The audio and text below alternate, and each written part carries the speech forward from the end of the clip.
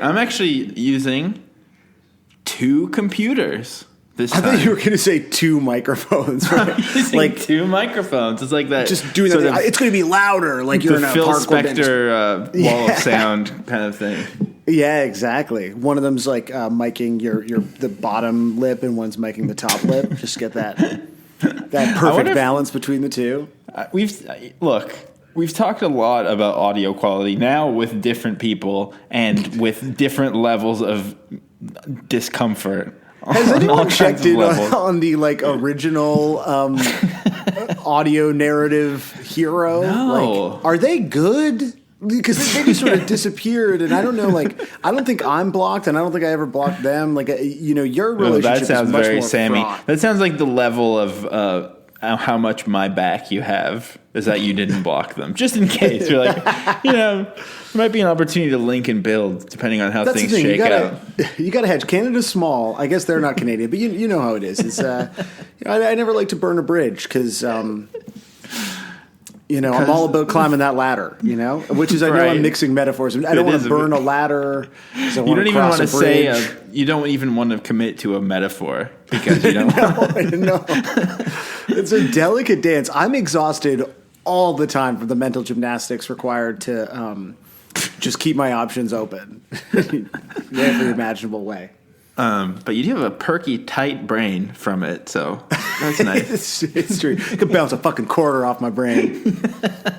I was just going to say, I wonder if there are podcasts where they sort of have a pretentious level of audio attention. I feel like there's the level that people care about how a microphone sounds with someone talking into it is not as pretentious as it could be. I'd like to imagine that there's someone running things through a warm analog they've got compressor. An amazing yeah. But I just feel like that probably doesn't exist. I want to, be like, we actually record this through a Neve console, and in the Neve channel that we have we talked about this already? Have we talked about Neve channels and stuff and how every studio claims to have a piece of a famous Neve board? That's happened, right? I don't know. It sounds kind of familiar, but who cares? Who knows? Yeah. Speaking of recording... go on. Which is what we're doing right now. We're actually recording our podcast that people listen to. Yeah. I don't know that either of us have noticed that. I don't know if people realize, but this has to be recorded for you to hear. We're not just the voices bouncing around in your brain. Because we're not telling you to light things on fire or harm yourself or others. So that's how you know that it's us. I am. I want to make this clear. I'm 100% pro you lighting things on fire. Look, if you're listening to this, burn. Wherever you are right now, I want you to look to the person to the left of you and give them a scowl. And I just want you to go ahead and whatever your primal instinct is right now, just do it. That's sick. Yeah, do it. Yeah. Yes. Let it all burn. Speaking of recording, what I'm trying to say is you recorded a cover many months ago, and then I think you were just probably clearing it. I also feel like, look, and it is the last year. I'm just holding nothing back. But I feel like you probably maintain a pretty clean desktop on your computer, which just makes me sick to imagine. Actually, no. I will have you know, to be honest, currently my desktop is completely clean because I actually recently cleaned it off, total clean slate. But I will have you know, this is this early riser shit. My you cleaned desktop, it off by actually, because I also recently cleaned it off, and I'm using 2 computers. We did get a new computer. Oh, hell yeah. Just threw it on the old CC. And guess what? It was delivered by the same UPS guy, which is very upsetting. The exact same guy. Are you guys pals now? What's the vibe? Do they recognize you? First of all, while he was walking down the hallway, he was arguing with someone on the phone. He was yelling at someone on the phone. And so I was like, damn, that's an interesting tell, sort of. Something's up with this guy. He doesn't get along with anyone. But then, when he dropped it off, it was incredibly awkward. There was definitely an atmosphere, and I don't think I remember that last time. So I think he definitely knew something was up. He knew that you've spent months, waging online war against his employer. Yeah. And yet he still has a job, so it didn't even work.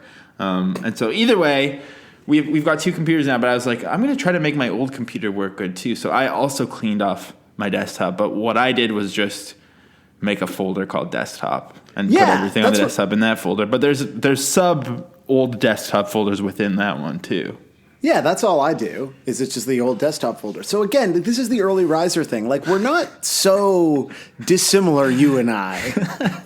Well, either way, you were doing your spring cleaning in the depths of fall, and you decided to bless us with this. I feel like you recorded this so long ago. Your cover. Well, yeah, it was because like you did the Mark Songs EP, which was like a Patreon joke, right? From 1,000 years ago when we started this podcast, and it was so good. And that was one of the things that the audio critic guy was really pissed off about, was that we hadn't done it yet, and he was kind of like doing "let me speak to your manager" sort of thing to me, and I was like, you know what, I am the manager, so you're gonna have to talk to me, bud. Yeah, that's tough break for him, and then you blocked him, so he couldn't even do it. It's a terribly run organization in terms of customer experience. We're like the UPS of podcasts. That's the rudest thing you've ever said. Yeah, and so I think I was like, so Mark Songs, if anyone hasn't listened to it, which is up on the Blink-152 Bandcamp, is so fucking good, and I think I was like probably jealous of like you getting to do this thing that like originally was like, you're gonna have to do these things, and then I was like, oh, this is actually like great, and especially because what you had done was like take these like lesser known, like less popular songs that we had kind of fallen in love with, like Reebok commercials or through doing the pod, and done these like really neat new arrangements of them, and you recorded it like all analog with your pals and stuff. And so I did like literally the exact opposite, like full loner vibe, and just like hung out in my bedroom for like an evening and was like, I'm gonna do Tom songs, like I'm gonna do, and we'll like surprise Josiah with it and just like release like three amazing Tom covers that'll just be like all harms. And so I did Does My Breath Smell, which is like similarly, like I know it's like not an unpopular song, but like one that it's like a little less familiar with, fell in love with doing the pod. I was like, this is fucking so fun. And then I was like, just got to get 2 more done. And then it was like 6 months later, and I was like, I'm never going to fucking do it. Like I'm never going to do it. And add to that like in December of last year, like I've started making New Year's resolutions, like, and a lot of it tied to like, creative goals. So one of them was like, I want to release new music this year. We haven't, like Junior Battles put out something like in 2016. That was the last time I released music. And so I was like, I got to release something in 2019. And like me and Aaron have been working on new shit. And like at some point there will be new Junior Battle stuff, but that is obviously not going to happen this year. And so I was like, fuck, this is the fucking thing. And so right. Daniel Halliburton, friend of the pod, I had asked him if he would, do something like for art, and he ended up doing this like hilarious and like honestly truly sick piece of art for it. Well, and the funny thing is, you sent me the art through Facebook, and it had kind of crushed the resolution, so I had to ask for like a bigger file from Daniel, and then he kind of like tweaked the design. Like it took hours because he changed the design around and tweaked it. Like that's what happens with these things. They get so much bigger than we realize. But your cover is so sick, and I have I have a little surprise for you. This happened just merely 30 minutes ago, and we started talking about 15 minutes ago. So it was 15 minutes before you called. Someone from the Nation, Trevor Robinson, sent us an email and said, what more could a Sam Sutherland Blink-182 cover ask for than a Nightcore remix? So we're going to play the Nightcore remix of Sam's Does My Breath Smell cover. And I guess just to explain, and I was hoping to never have to say this out loud, but I guess I will say it out loud. What is Snuggle Huffer? Oh, I honestly don't remember. So this was so that you were like, what should the name be? Should it just be your name? And I was like, no, it has to be Snugglehuffer, because when I used to do like demos on my own, I just labeled everything Snugglehuffer, and I honestly like I don't remember why. I think there's like a chance. Hold on, I'm just gonna get. Hey Ashley, do you remember what Snugglehuffer like is? Oh, there we go. So I think this started as me and Ashley doing bands for Aaron Zorgel's Christmas albums, and it's just like a sick name, and so I kept doing demos under it. Okay, so really it should have been you and your wife, but you... It should have been me and my wife, but everything I do has Ashley's spirit, in the background, just sort of someone that you can... It's kind of like Who Wants to Be a Millionaire. She's like just always there for you to ask a friend. Exactly, yeah. But never gets any ask a wife. But I want to make this clear. Always in the background, never gets any credit or like like meaningful kind of FaceTime. Okay, well, so that's what Snugglehuffer is. Here's Trevor Robinson with the Nightcore remix. So you got if you haven't caught up yet, Blink155.bandcamp.com. Like just fucking pay attention, you guys. Good Lord. Here we go.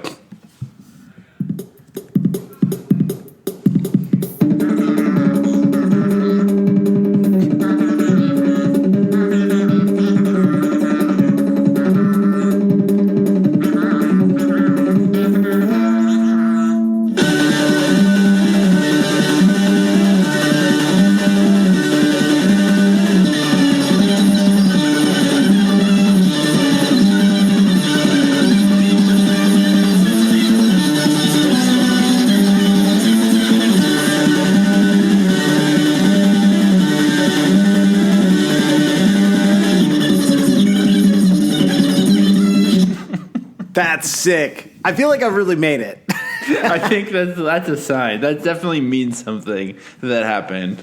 Wow. So thank you. I'm deeply honored by this, most pod appropriate celebration of my Blink-182 cover. And as tempting as it is to say the song title somewhere in here right now, it would be a very easy transition. But I was sort of like worried that I figured you would do it if you were ready to, and so I was kind of holding back. Right. And I mean, look, I'm going to be I wonder straight if up someone's honest ever with you. played it as a, yeah.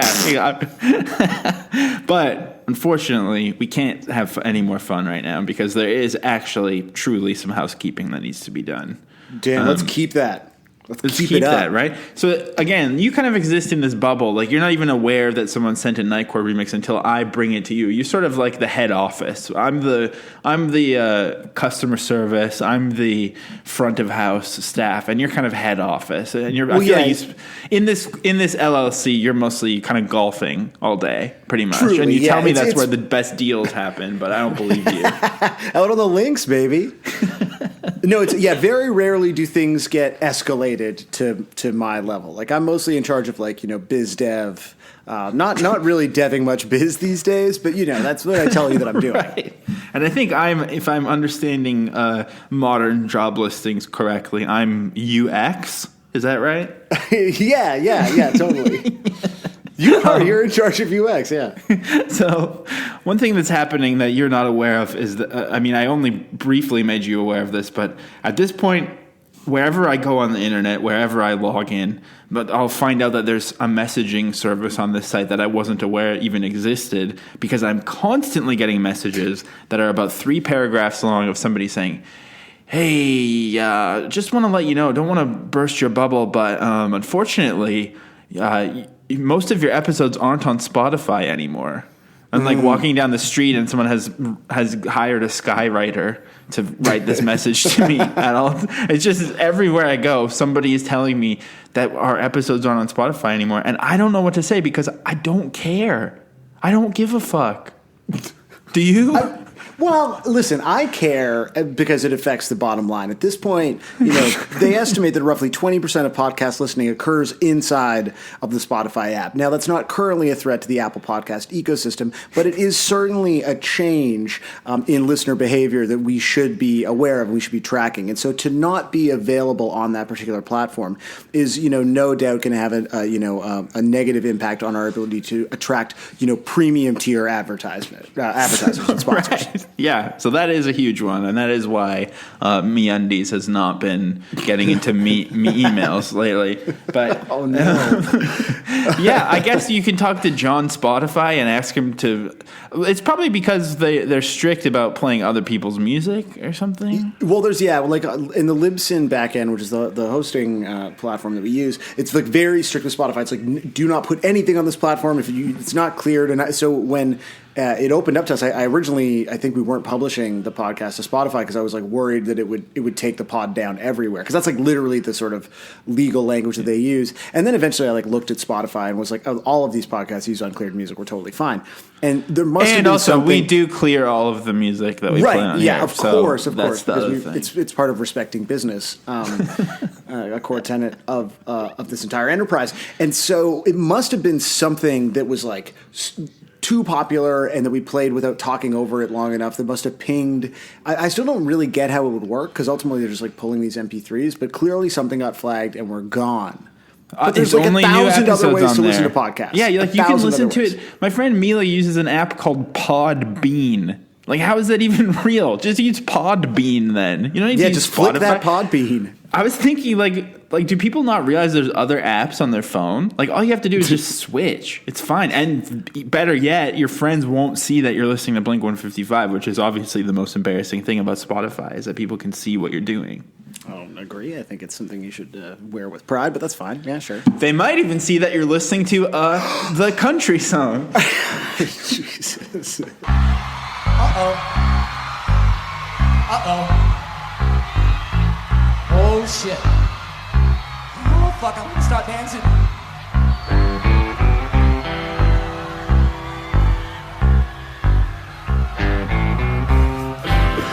Hey, ugh. Ugh. I didn't want to. This song doesn't deserve anything from me. No, this is one of those things where you're like, well, although you recently pointed out to me that we've had so many conversations about whether or not we had all the songs, and we thought we did have all the songs, which included the country song. Like, this was in the master list that we had, and then like last week, you discovered that we had missed a song. Yeah, yes, it finally happened. Former guest of the pod turned IRL friend Chris pointed out that there's a studio quality version of Blink-182 covering The Descendants. And that's the other frustrating thing is, like, to me, that's what makes it need to be on the list, is that it's a studio recording, but then the country song is a live recording, but it was officially released. So, and these are the kind of things that like Discogs nerds just get rock hard over, these kind of little debates of like what constitutes a real song. And it just makes me want to vomit endlessly to think like that. But I guess these are the questions we have to answer. I mean, what is a Blink-182 song? Oh, wow. Okay, I thought this was going to be a short episode, but now it's like, yeah, what is music? Exactly. Well, I think let's start with sort of the most obvious, piece of anti-music, right? Let's talk about John Cage and John Cage, of course. Yeah. Yeah. And so... a little long, John. It was a little long of a song, bud. Yeah, the code is too much for me. And so if we start with an acceptance, and, personally acceptance that the absence of sound, the absence of music can itself be considered to be a work of music. I don't think it's then too great of a leap to consider the country song to be a song that we have to talk about for at least 3 hours. Right. I mean, that's fair. And I guess we're going to have to cancel our other plans that we had tonight. Nope, that's it. Yeah, we're staying here all night, baby. About this piece of shit that I hate. I hate it. The thing that really panicked me in listening to this, like, it's not even a piece of shit. It's just fucking nothing. It's a band fucking around on stage, and because of this prison that we built for ourselves, we have to talk about it for several hours.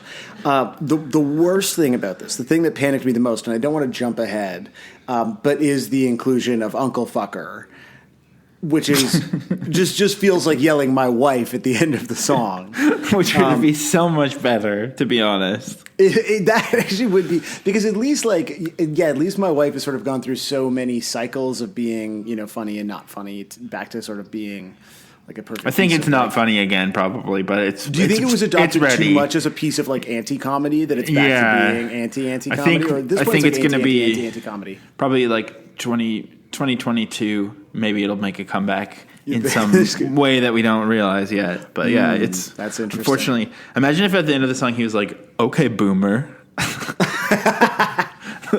That'd be so bad. I mean, that would definitely be the Blink-182 live album from 2019. I wonder actually, right? like, when was the last time Mark Hoppus tweeted about Harambe? Oh, dude, yeah. It's for sure going to have been 2 months ago or something. Wow. I forgot that he deletes tweets also, and he's definitely deleted any mention of Harambe, probably because he listens to the pod, I'm guessing. Yeah, well, as we've determined, there's no way that Blink is not fully aware of what's happening here and knows that we would critique his Harambe tweets. Okay, the first thing I want to say about why I hate this song is just that, and this is sort of a low ball beginning, but we all... learning how to play a C chord the normal way is probably the hardest one when you're first learning chords until you try to face the dreaded bar chord.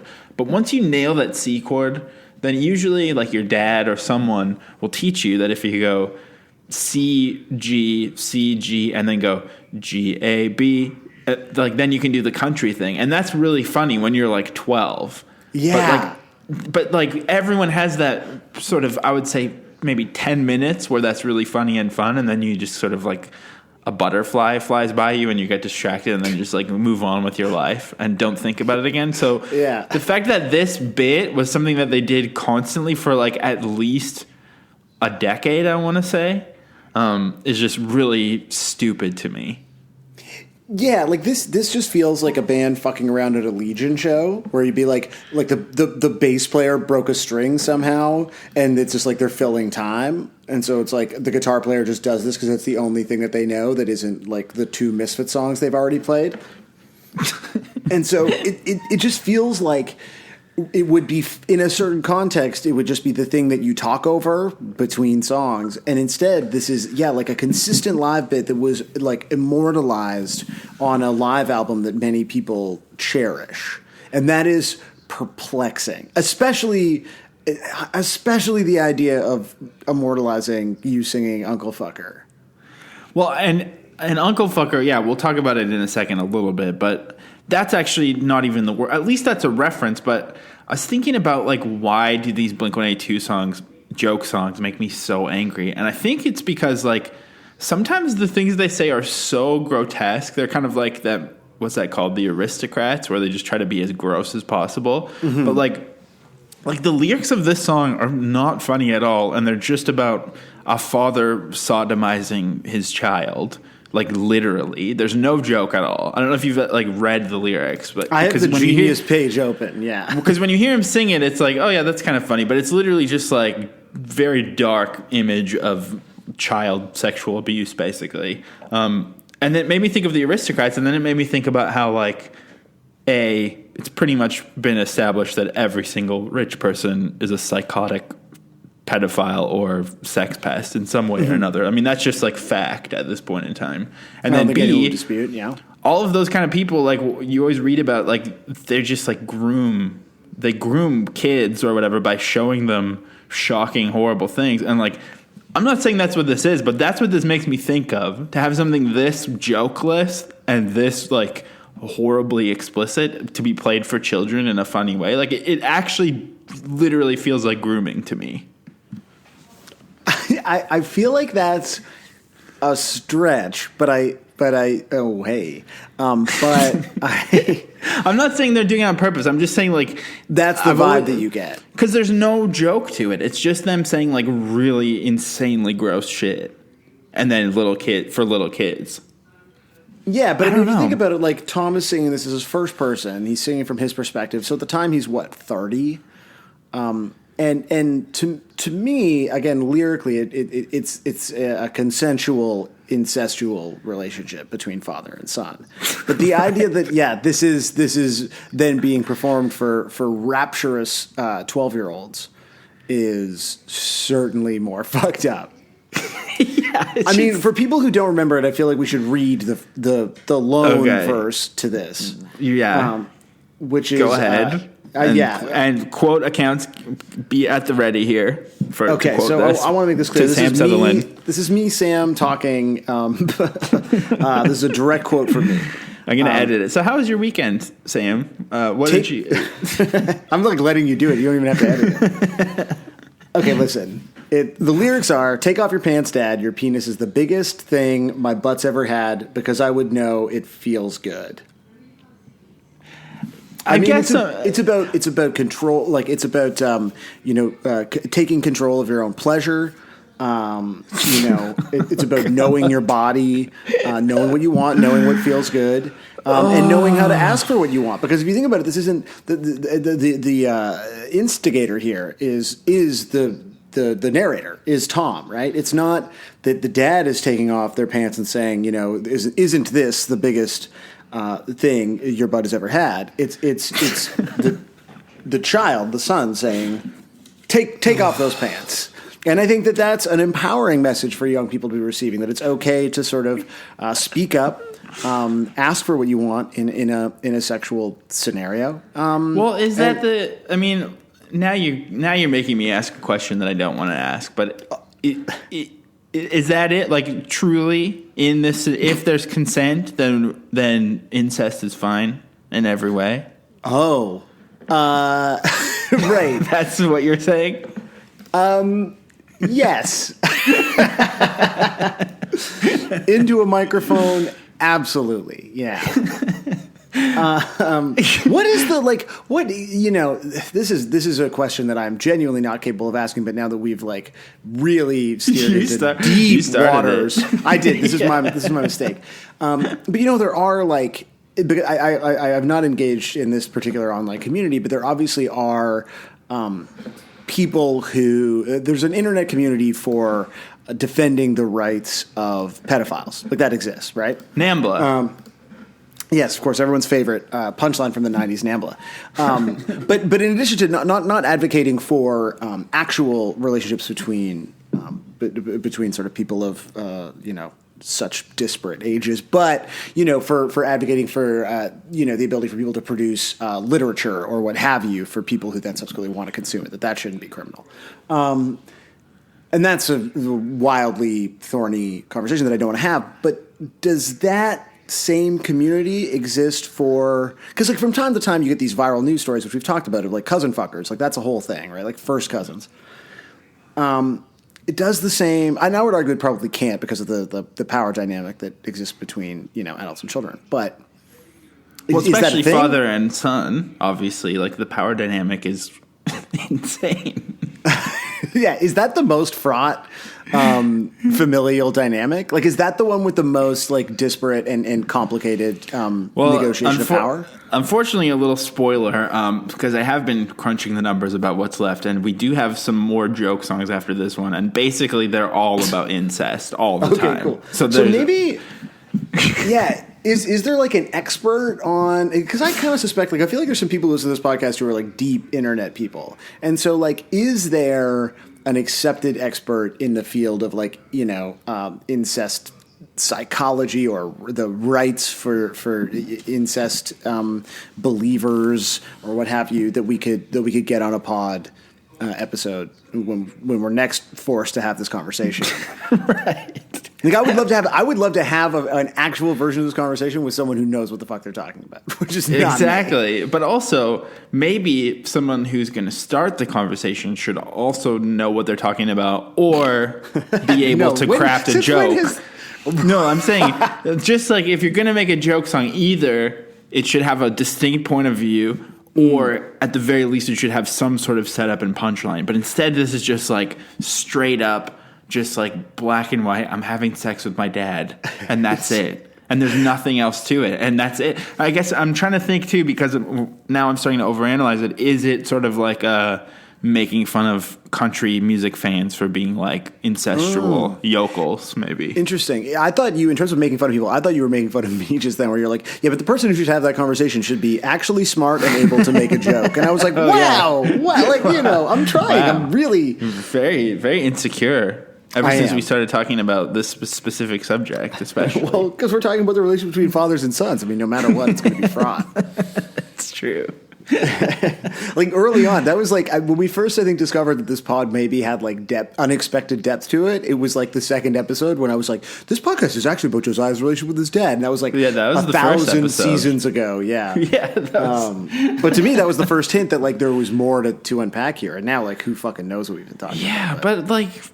I don't think there is more to unpack here. I think it's just really stupid and bad. I don't even think it's a country music joke. I think even that is giving Tom too much credit. I think it's just like, this is that era of just like I suck a dog's dick, I fuck my dad. Like, it's just like, that is the way that they engaged with humor at this time. Right. And I still think that I'm starting to feel like some of it has this sort of like desensitizing energy that comes with grooming as well. Again, I'm not accusing anyone of anything, but it just has a sort of a grooming I'm not vibe saying, I'm to just it. saying. Yeah. Exactly.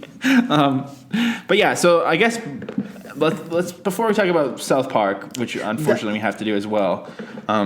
We've said that before, though, but I think that's just to get back to the grooming things. I think that's interesting, and like we've talked about that before, especially around the live album and all the like, dick sucking titties, blah, stuff. Where it's like fun, like us having this conversation is. It's always funny to me because like I do genuinely forget sometimes when we're talking. Like that this is a podcast that people listen to, and I subsequently say shit that like there's something I said last week that I like deeply regret, and I'm really like, what was it? It wasn't I don't want to bring it up. I don't deeply regret it, but I was like, that was type bad. it to me. I at least want you to type it. I just want to know. Okay. Personally, it's going to take me. I'm going to wait till you're talking because it'll take me a minute to type it out. Okay. But I will let you know. I've got the 3 dots from Sam here. He's He's just going to started. stay forever. Yeah. I'm just going to leave you hanging and ghost you. Never show up for the pod again.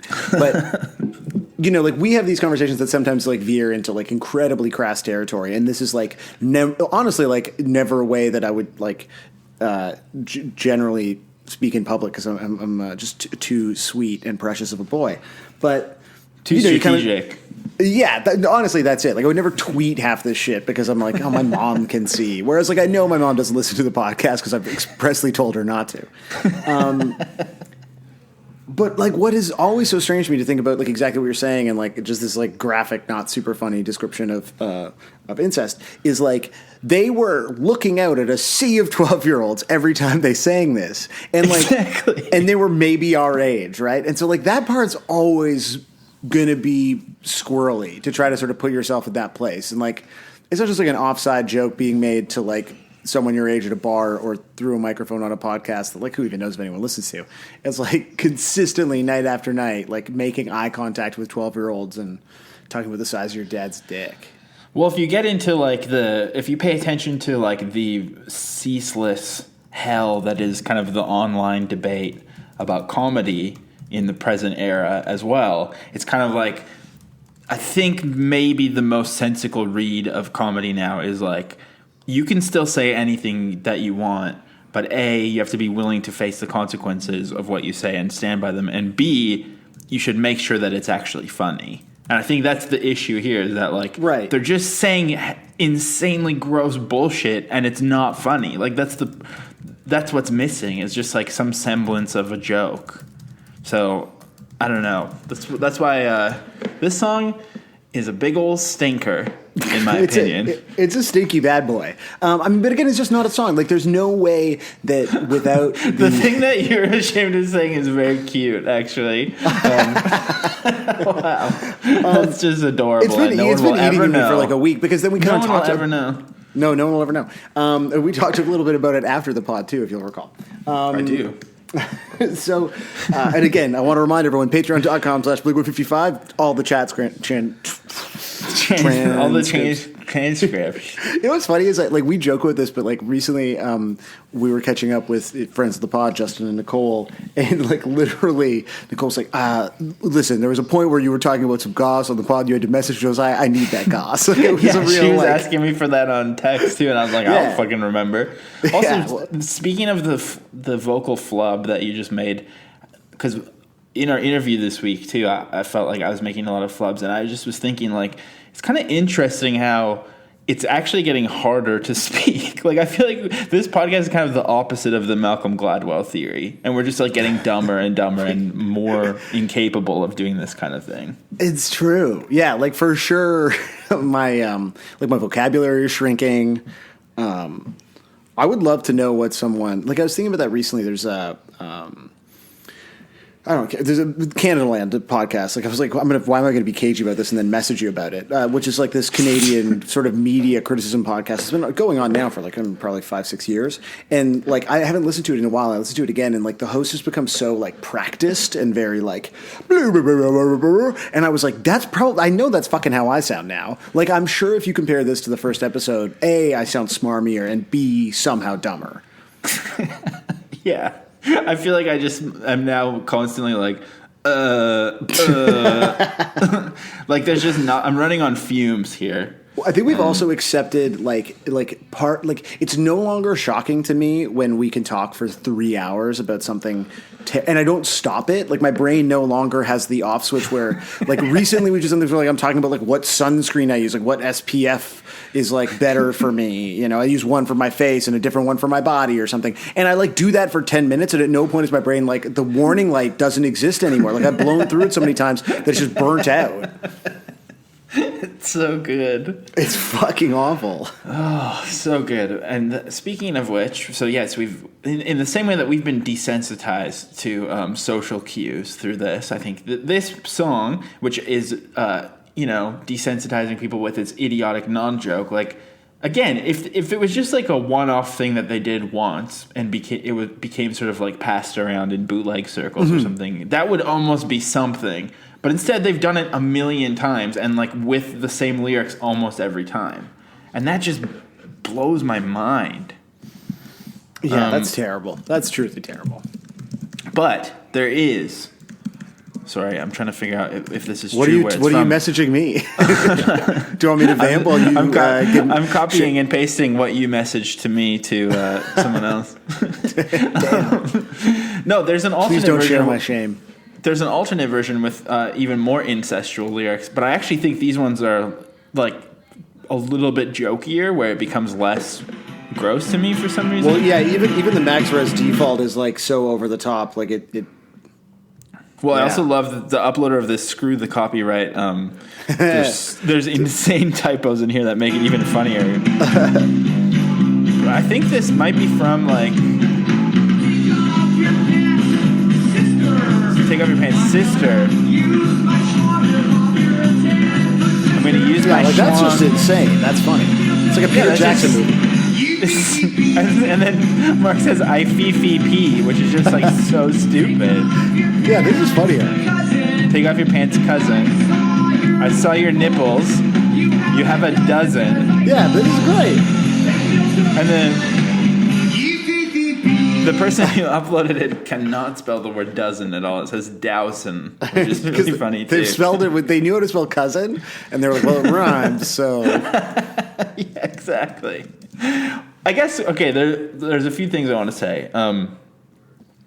First of all, I think it's from like an Australian single, maybe predating Mark, Tom, and Travis show. I think it might be with Scott drumming on that one. And definitely, like, the lyrics are funnier because they're so much stupider, and they don't just make me think of a father sexually abusing his child, which is what the other one literally is. So that's why it's just kind of like more chill. But also the other thing that's interesting about it is hearing these three different take off your thing. It's like, I guess that's where the value of this lies, is that you can see them just inching towards saying take off your pants and jacket. Yeah, it feels like a bit of an origin story. Like, this is definitely the Joker. It's so dark and sinister. Or sorry, Joker, not. Yeah. Wow. That was almost really embarrassing for you. I gotta respect intellectual property. And Todd Phillips. Right. Yeah. Yeah. I don't know. Do you think Todd Phillips would do the pod? Because he's he made a G.G. Allen doc. He's a punk, right? Oh, God. That can be one of your guests. Absolutely, yeah. I'm going hard for Todd Phillips. I feel like we should really sort of delineate a line in the sand for ourselves in the last year. And I think for you, that should mean eventually just going full alt-right guest. Not that you're, like, saying you are alt-right, but just doing the full, like, we got to hear both sides. Yeah, exactly. Yeah, they're popular. They have interesting ideas. I mean, the thing is, Blink-182 does appeal to a lot of pieces of shit. Like, that's the thing. I guess that if there's been any great failing in this project, it's that we've mostly tried to avoid talking to too many pieces of shit. But the fact is, Blink-182 appeals to a lot of pieces of shit. Yes, maybe this should be the last year. Yeah, it's just a piece of shit season. I also love that for the next probably 13 months, because they're going to keep releasing new songs, but we're going to talk about it being the last year for every single episode. Yeah, just really hammer it home. We gotta stop that. That's becoming like another crutch.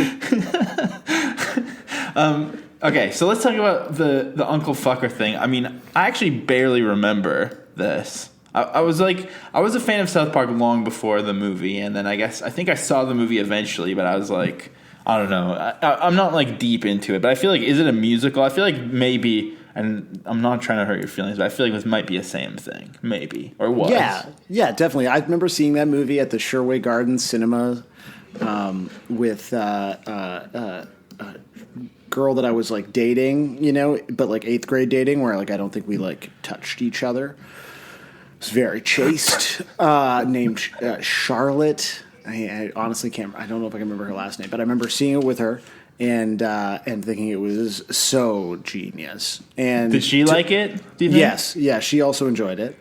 And it, the movie is an entire musical, but no, like I literally remember like seeing it in theaters and thinking it was great. And I still, honestly, I think it's great. I mean, I will defend. Look at, I think maybe we talked about this on chat.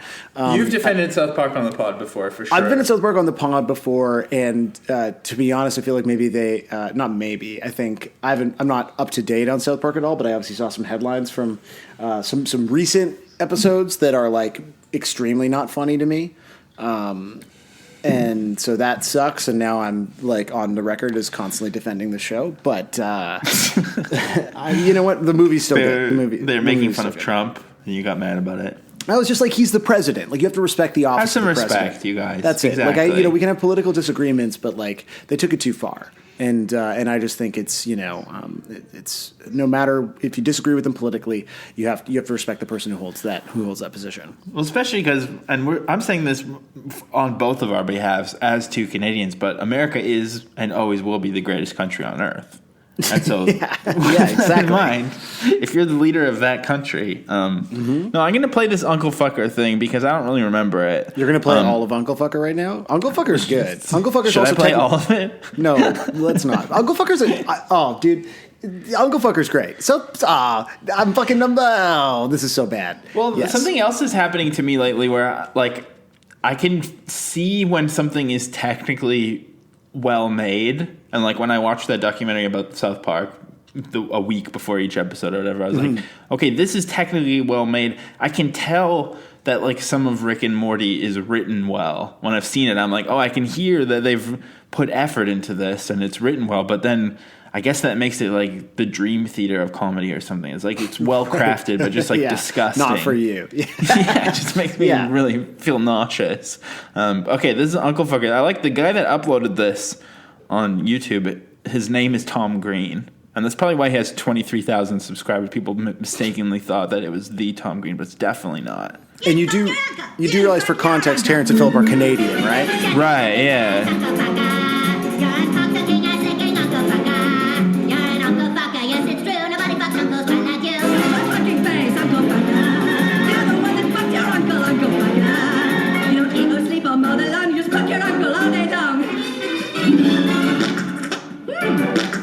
The farting part is good.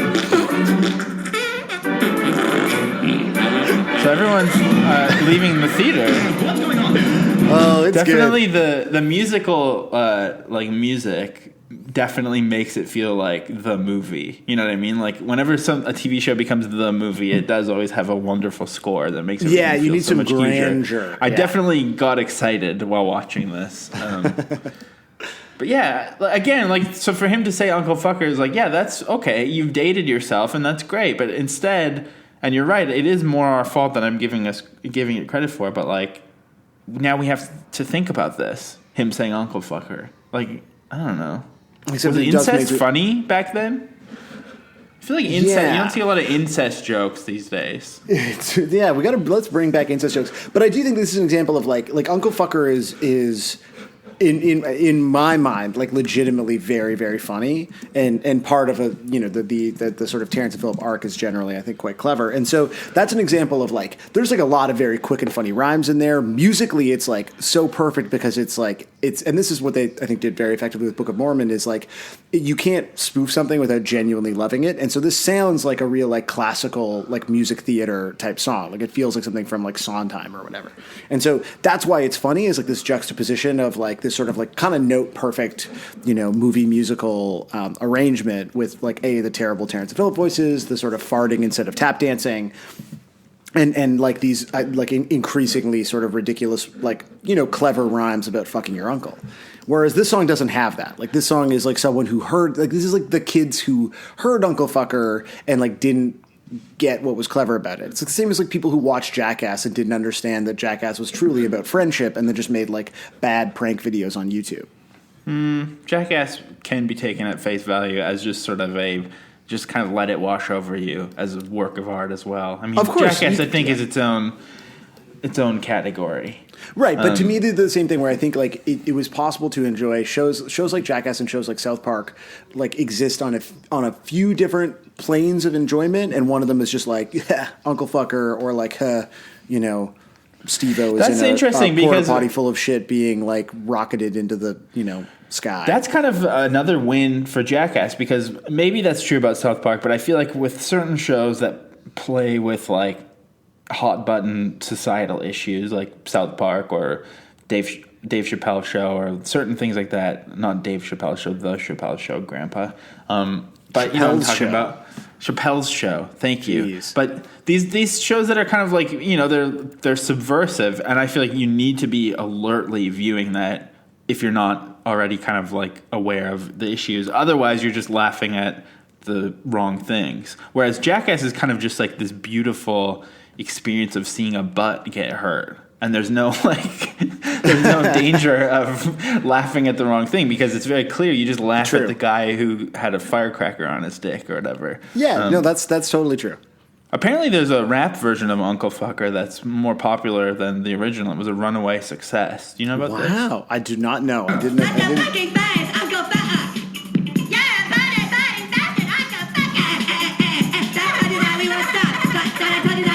I do like how aggressively annoying their voices are. And also the person who uploaded this rap video wrote, "I do not own South Park." So that's good, just in case. An easy mistake to make, for sure. So look, there's not a whole lot to talk about with this piece of shit. And I already somehow feel like I'm in trouble. Me too. I feel like I wouldn't be mad if this episode got deleted right now. Yeah, this is definitely a high up for me in terms of episodes that I would maybe like to do over. Exactly, but luckily there's more incest to come, so that's something we can all look forward to in the final year of the pod. Well, I'll have to do a lot more reading, so I look forward to my. Your Amazon algorithm is going to be all fucked up because I'm absolutely going to be arrested for my search history for sure. Well, I'm logged in as Sarah right now, so I just looked up Uncle Fucker in a incognito tab because I didn't want to screw up her Google history. That's considerate of you. See, and that's the key to a happy marriage. Exactly. So this song, the country song, is like sort of just, at least it feels like an impromptu in-between song for a live thing. But then because they've sort of legitimized it as a piece of art by releasing it on a commercially available release, which we've established is how something goes from being a recording to a song, I guess, is ultimately the thing. And that's kind of like, the Grammys were announced today. So it is very timely for us to be talking about this. But this other thing that I found is kind of another version of the same thing, and I think it's way more charming. So somebody named Blink-182 AVAP44, true head right there with that username. I'm not even sure what this song's name is, but I have it downloaded as this one song, so that's what I have it up as. Now, thankfully, let's decide right now. Do we play this 50-second thing that I think is charming and on topic, or do we add it to the list and make it a new episode? Oh no! What is it? I'm gonna play it. I'm just gonna play it. It's just some bootleg that someone's uploaded as this one song, and it's very cute. Here it is. Tom, you gonna sing a little intro to this next song? Hey, Tom, you can get his number later. Let's play the song.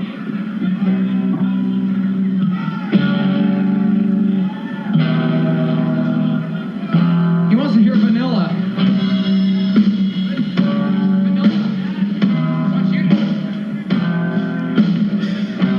This one goes out to all our fans, to all the punk rock kids who've been into our band. If you only know us from this one song, here's news for you. We've been around almost 6 years long, and it hurts really bad. So he's introing "Damn It" and saying, we've been a band for 6 years, but if you only know us for this one song, that really hurts. That should be on a record. That should be on Take Off or Mark, Tom, and Travis show. That actually was. I remember that, but I don't remember ever having bootlegs. So I was literally just Googling that, where I was like, "Is that the lyrics to something else?" But I don't think it is. But I definitely that's deep in my brain. I know that. I must have just had that on a mix CD or something. Yeah, maybe it was some some LimeWire magic from back. Yeah, but like that is incredibly familiar. I love it. It's so charming. And it's kind of self-effacing and it's meta. And it kind of about sounds good. It does sound good, yeah. Like, instead of doing the dumb country thing, it just sounds like a deconstructed Blink song. Yeah. Which I think it is. So, I love it a lot. I wish that was the song that we did instead of a fucking country song. I would have said 100 less things that I regret. Exactly, but I guess that's sort of the plus for transgressive art, is that it forces you to kind of navigate territory that you would otherwise not navigate. I'm only going to play one cover, because thank God somebody has covered it with no music, with no lyrics. It's an instrumental cover. So it's just them doing the country riff that everyone knows how to play? From Josh Castaneda recording, yes, exactly. Jesus Christ.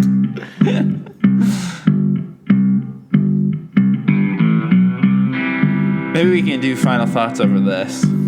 Okay, well, my final thought is I'm so sorry. I'm sorry for everything. I look forward to regaining your trust over the next year and not talking about it being a year as much anymore. That's just forgive me, everyone.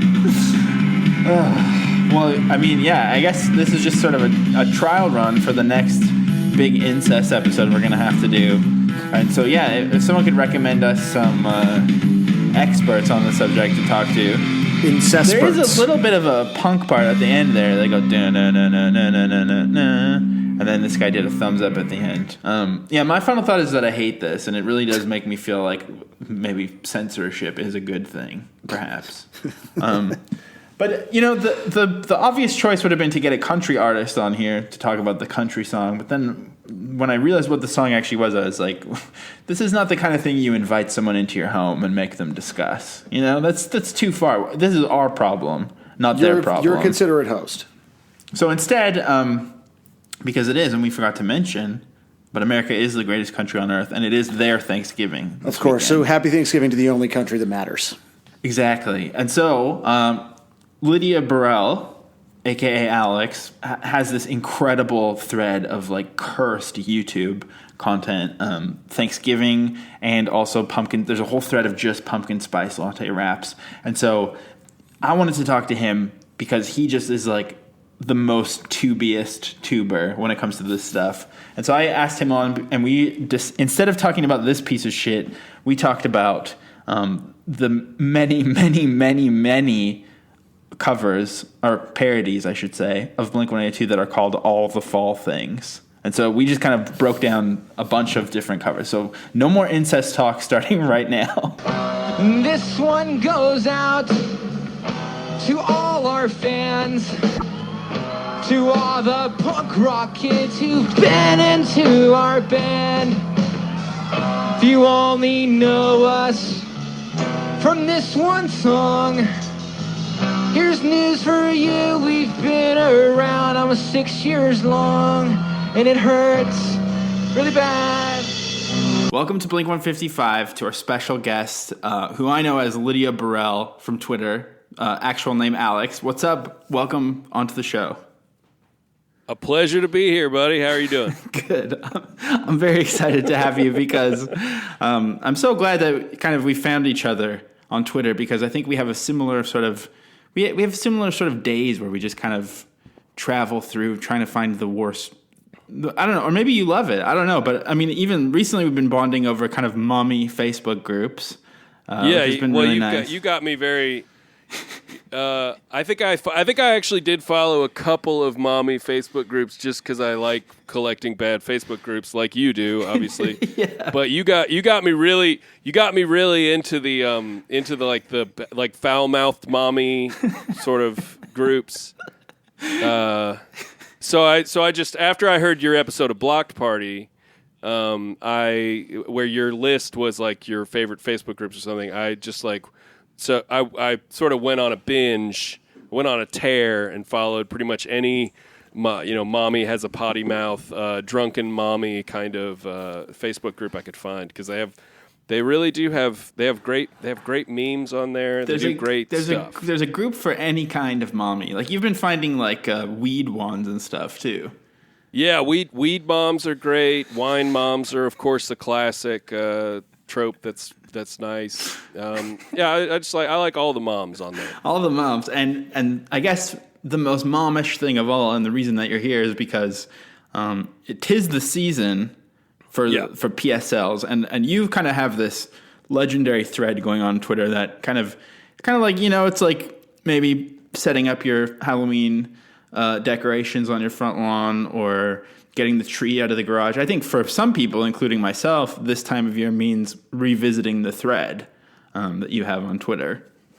It means that for me as well. It also means I have to search YouTube again for all the new ones because they still do. People still do it.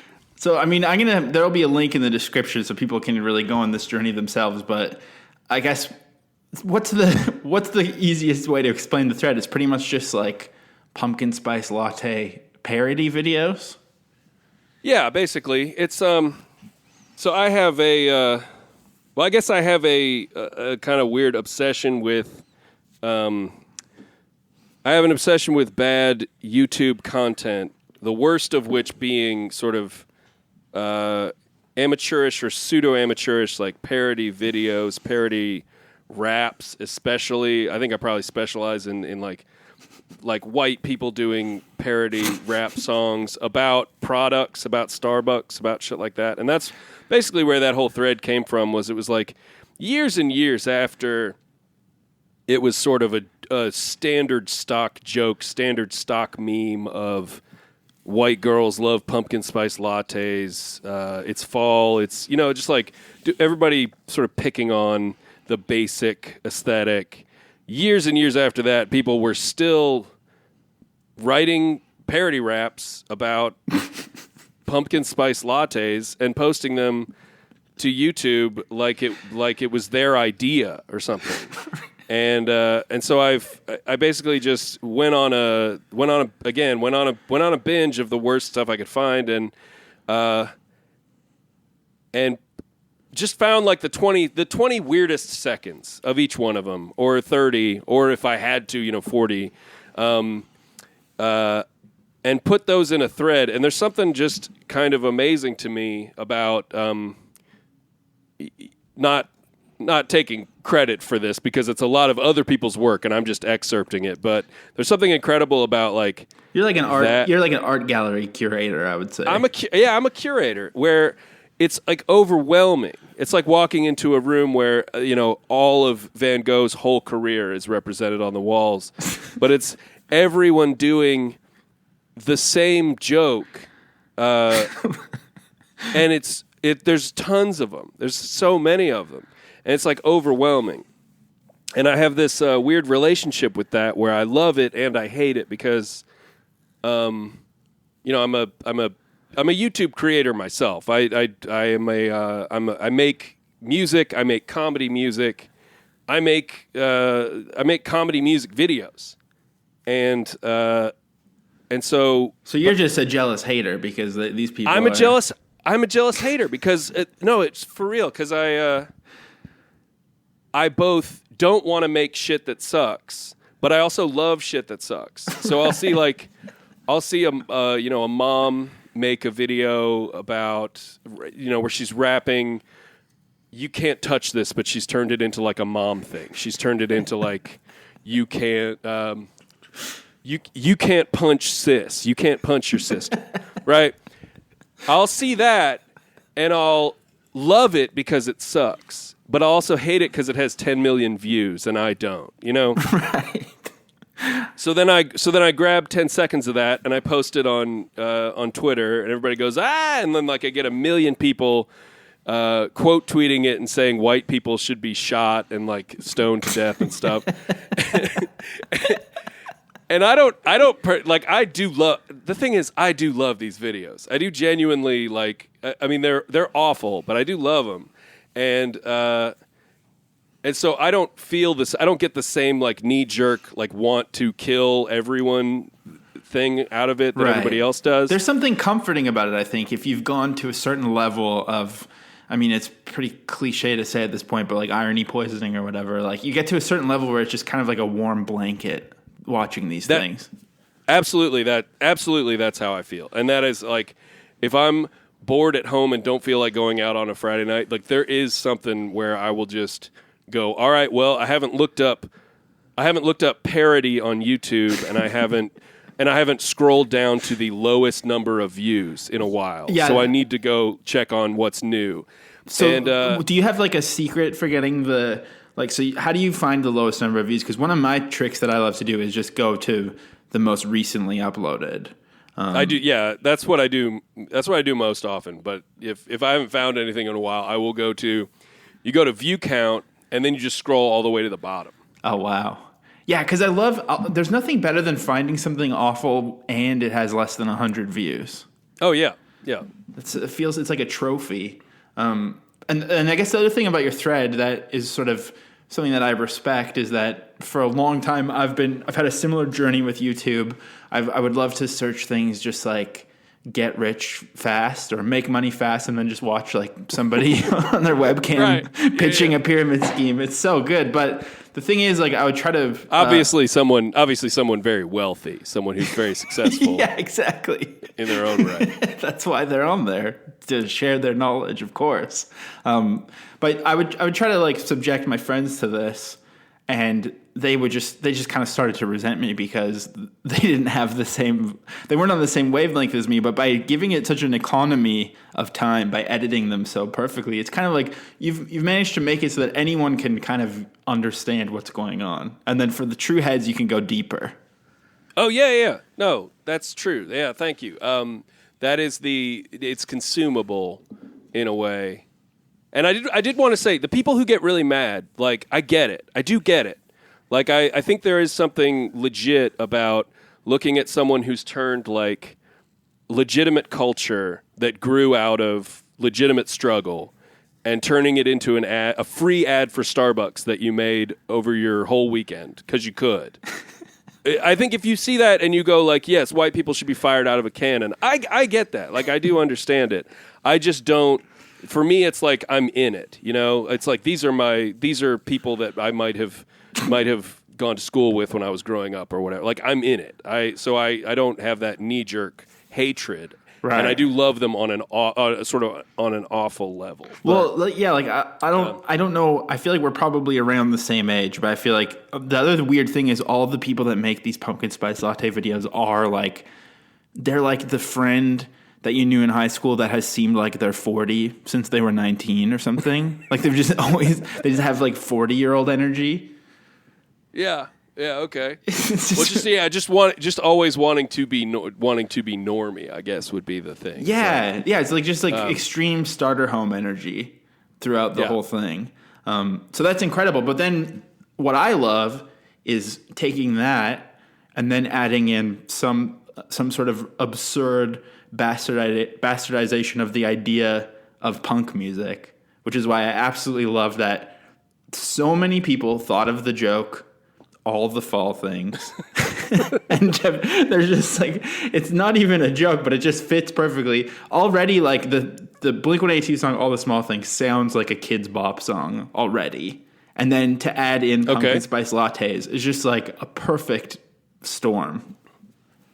Now, you're comfortable saying that on your Blink-182 podcast. Oh, yeah. That it sounds like a Kids Bop song. Yeah, we've put in enough hours loving Blink-182 that we've absolutely earned the right to hate Blink-182 as well. But yeah, so sure. So I've collected. I'm sorry, I was totally stepping on you, but I did want to ask real quick.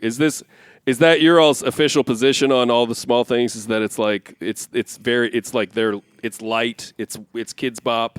Yeah, the two of us. Trash. What do you think of it? The two of us hate it, to be honest. There are a lot of people who I guess like it, but I just think it's like I really don't like it at all. I think Blink-182 is capable of so much better. But that said, it's the same feeling that you're talking about with these videos. Is like something that is presented as being punk that's really embarrassing and corny. I love that dissonance, and I love that kind of like gross feeling that it gives me. So I do take comfort in that level of irony, even though I hate the song. Right. So I mean, yeah, it can only be something that's going to be track one on your greatest hits. Can only be so punk rock to begin with, right? Yeah, exactly. But yeah, so we've collected. I mean, some of these are from your batch. Some of these are. I think one of them is only a couple weeks old. So I've collected a bunch of really? all the fall things. Yeah. So before we get into that, I'm curious. Kind of like, do you have any? I mean, you're a musician. Do you have any like take on Blink-182? Do you think they suck, or are you indifferent, or how do you feel about them? I'm indifferent at this point. I definitely thought they sucked at sort of the time. I'll say the time. Like I can remember like this track being out and what I think of as being sort of the Blink-182 heyday, which I don't even know if that's right. But just I was like I would have been at that time. I would have been way more into heavier, mathier type stuff. You know what I mean? Like I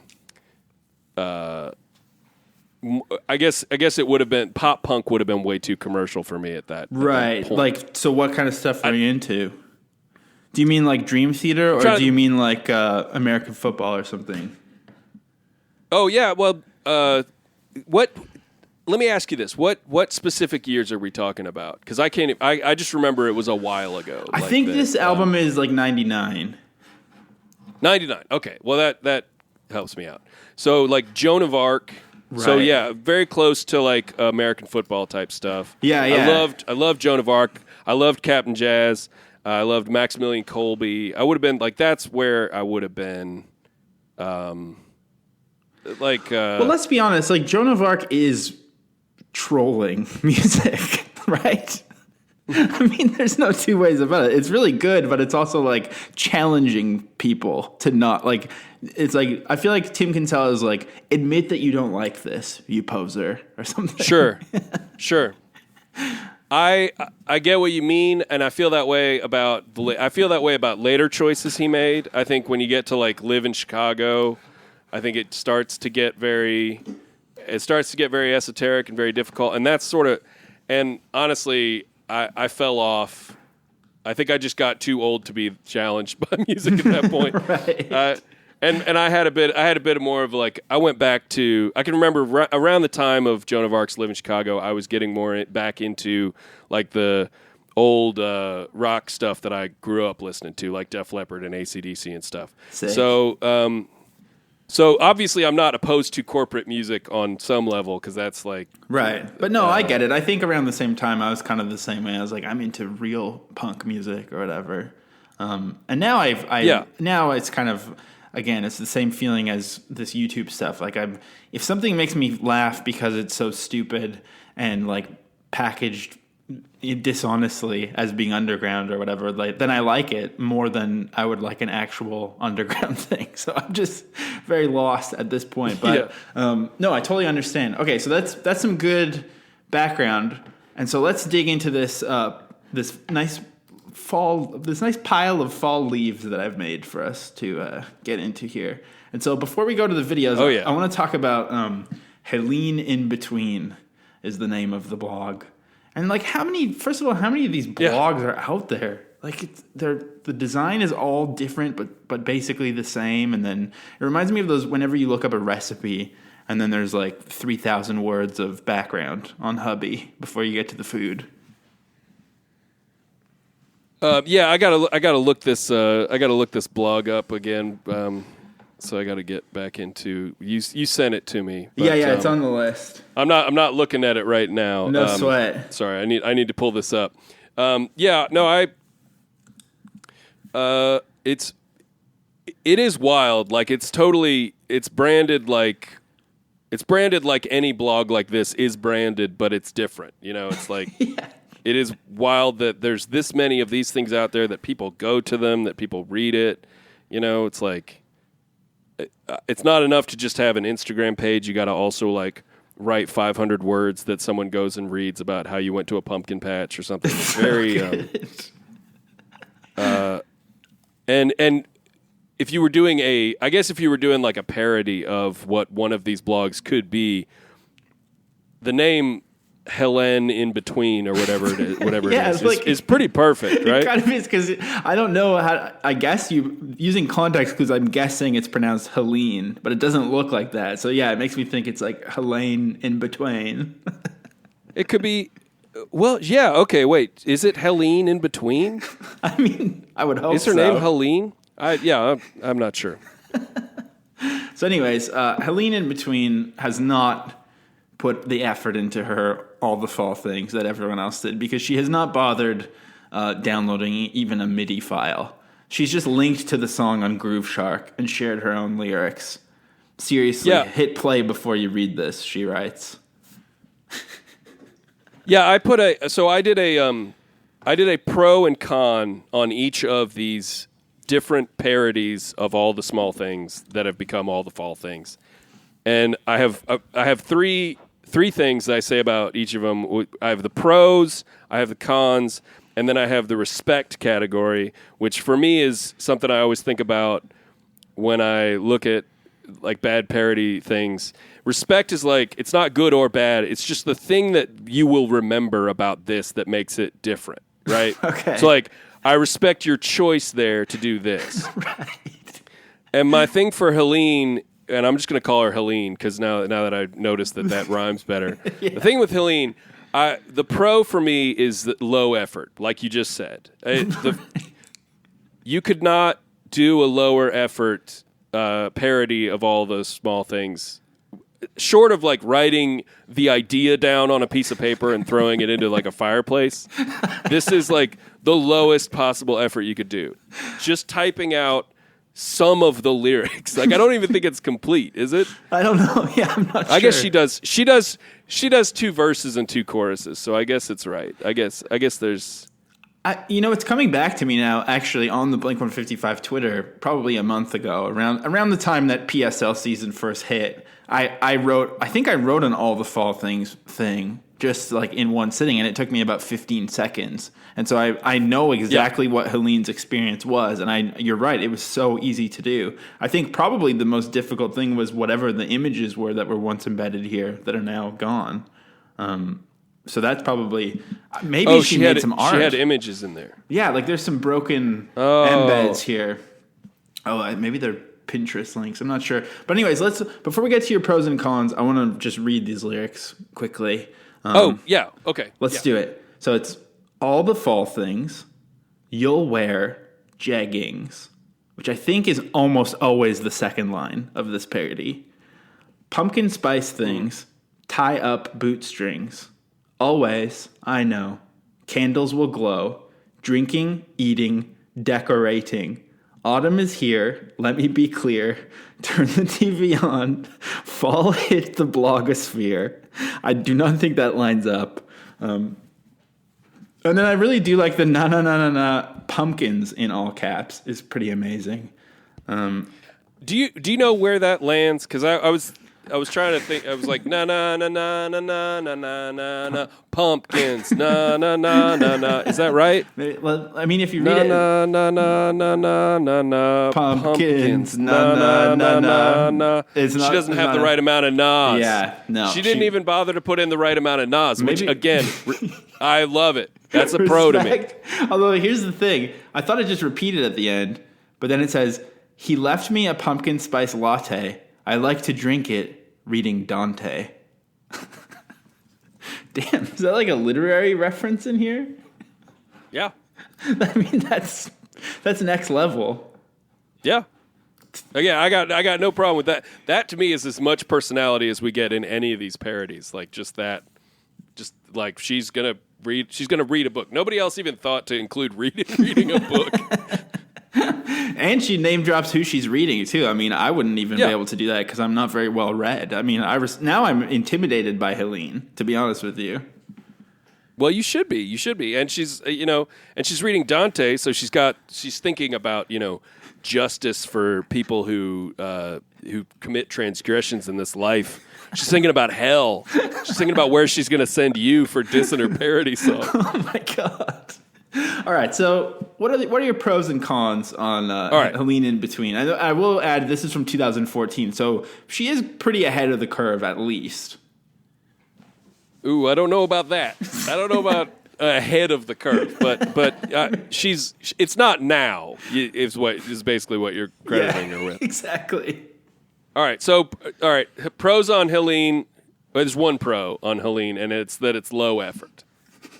My cons are that it doesn't make any sense at all. That it, like, for instance, turn the TV on, fall, hit the blogosphere. There's a lot of filler words in the, like, particularly in the chorus.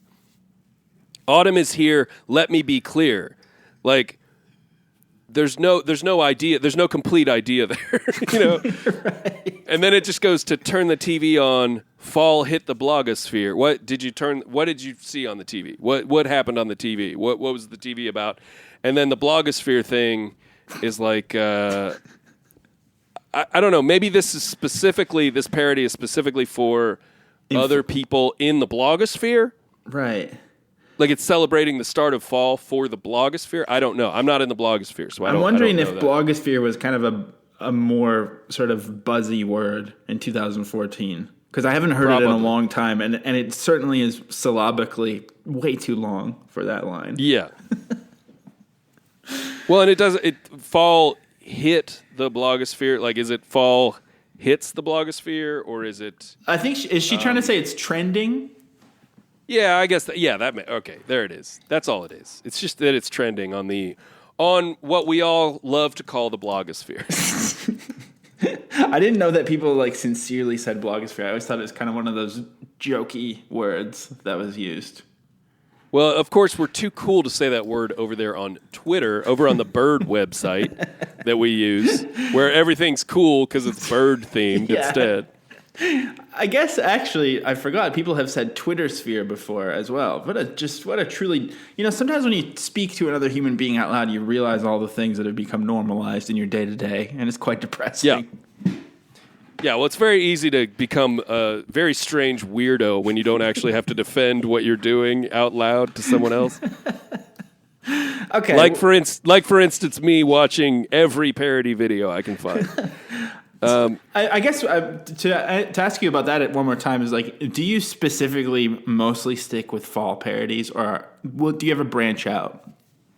Yeah, I don't think these threads are as good at all as there's something very like pure about the pumpkin spice thread and about the Thanksgiving thread, where those just like have a lot of like, they're very clean and pure, and they're all about the same thing. And they have the same sort of subjects and themes in them.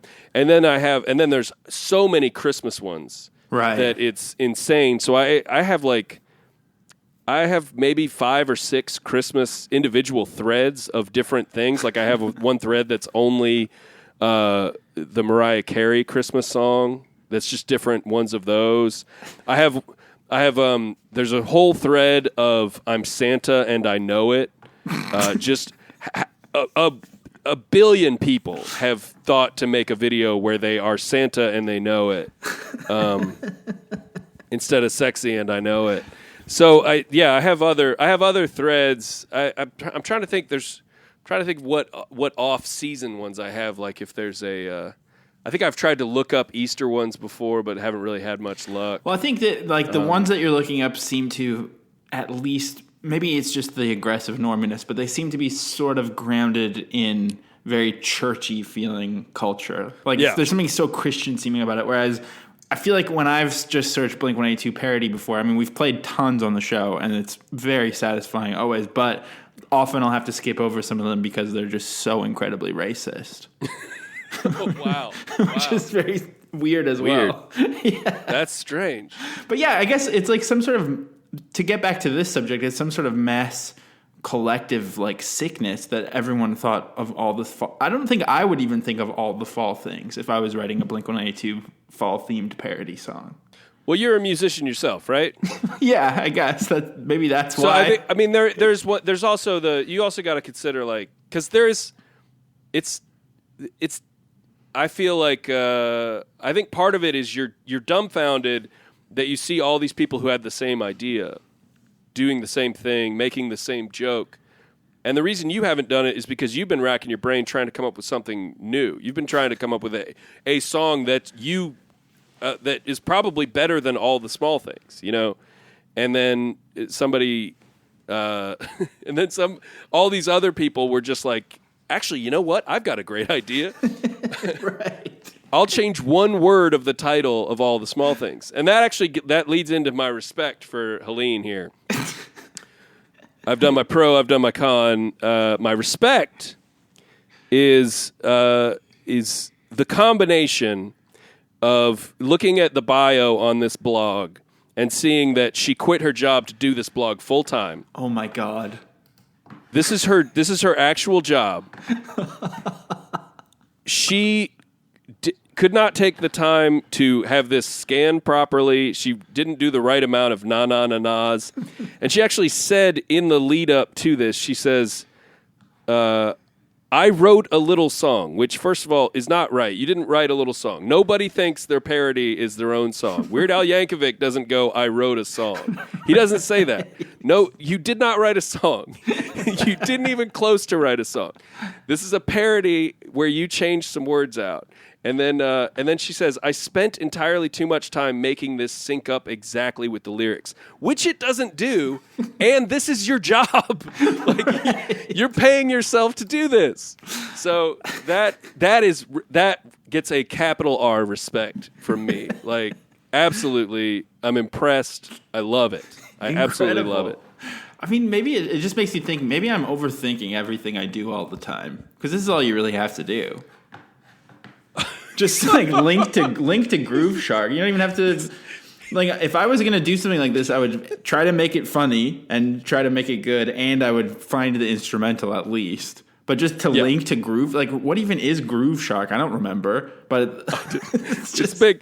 It's the way everybody in the blogosphere is listening to their tunes these days. It's on Groove Shark. It's a whole different world that that exists here. But okay, let's move along, because I will say, you know, I'm not going to copy your method, but I will say, I don't know if I respect it, but I can tell that Wild Jim is at least some form of, like, he's in a band or something. I don't know if he's probably like an alternative rocker kind of guy, you know? He probably loves Dave Grohl. So it's kind of interesting in that he had the same fucking terrible piece of shit joke as all the mommy bloggers, but it's kind of, you're seeing it, there's just a different hue because it's like a garage rock Foo Fighters type of guy doing it.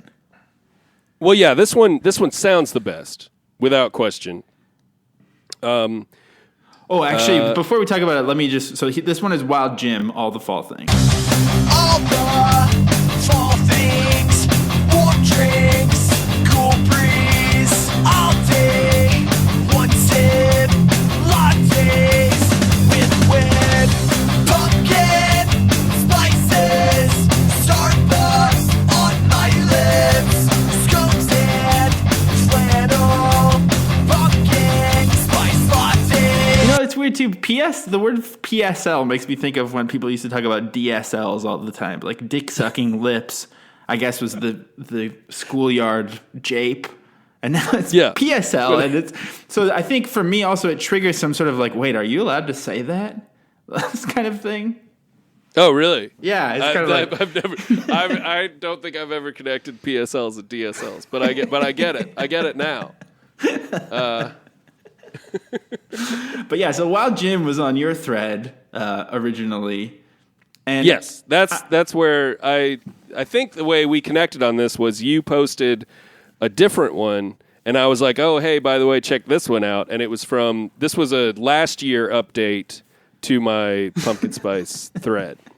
So, right. But again, like, they're all almost exactly the same. This one doesn't have like a Dante reference. There's nothing in this one that really jumps out as like the meat that you remember. It's just like pumpkin and squash and apple pie, Starbucks again. By the way, what do you think? Yeah, it has a certain like stream of consciousness thing going on in the lyrics where it's not quite. Well, I'll get into what I think the lyrics have to. I'd love to. I guess before you get into it, I am curious. What's your take on the PSL? Oh, you want to know just about pumpkin spice latte? Yeah, like itself. when you order a PSL and it hits your DSLs, what do you think of that? Oh man, I love getting my DSLs wet with a little PSL. It's great. When that spice hits my lips and puffs my little DSLs up, I love it.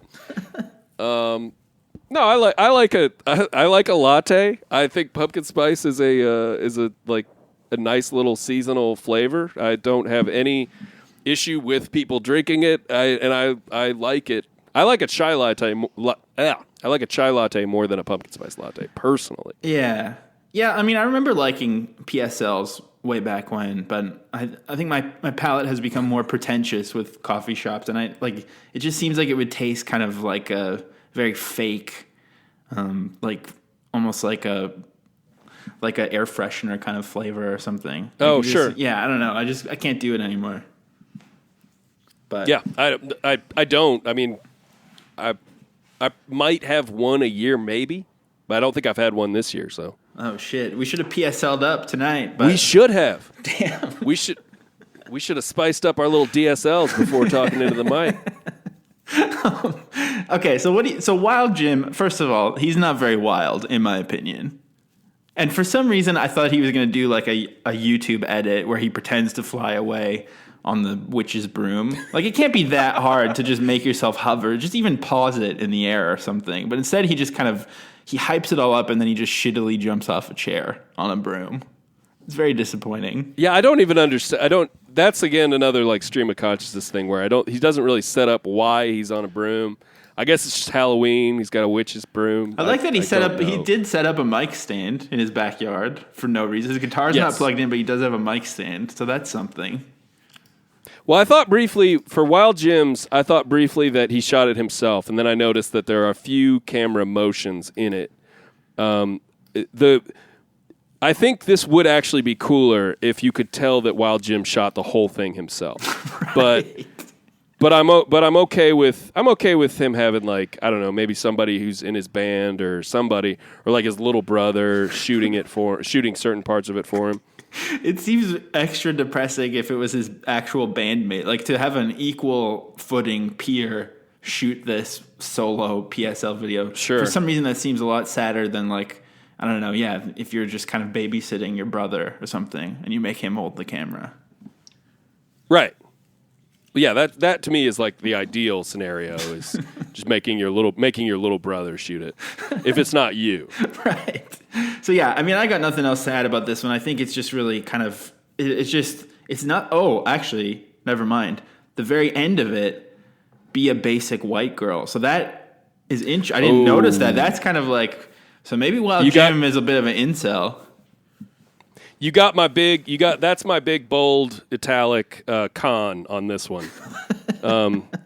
Should I? Because let's get into your list. We can go right into that if we talk about my pros and cons. Please, let's do it. All right, so my pros are this whips. It sounds awesome. It sounds really good. He actually sings in the style which nobody else bothered to do. Right. He sings like Blink-182. He seems like someone who could actually write an actual song. Which maybe that's a con, since he didn't do that instead.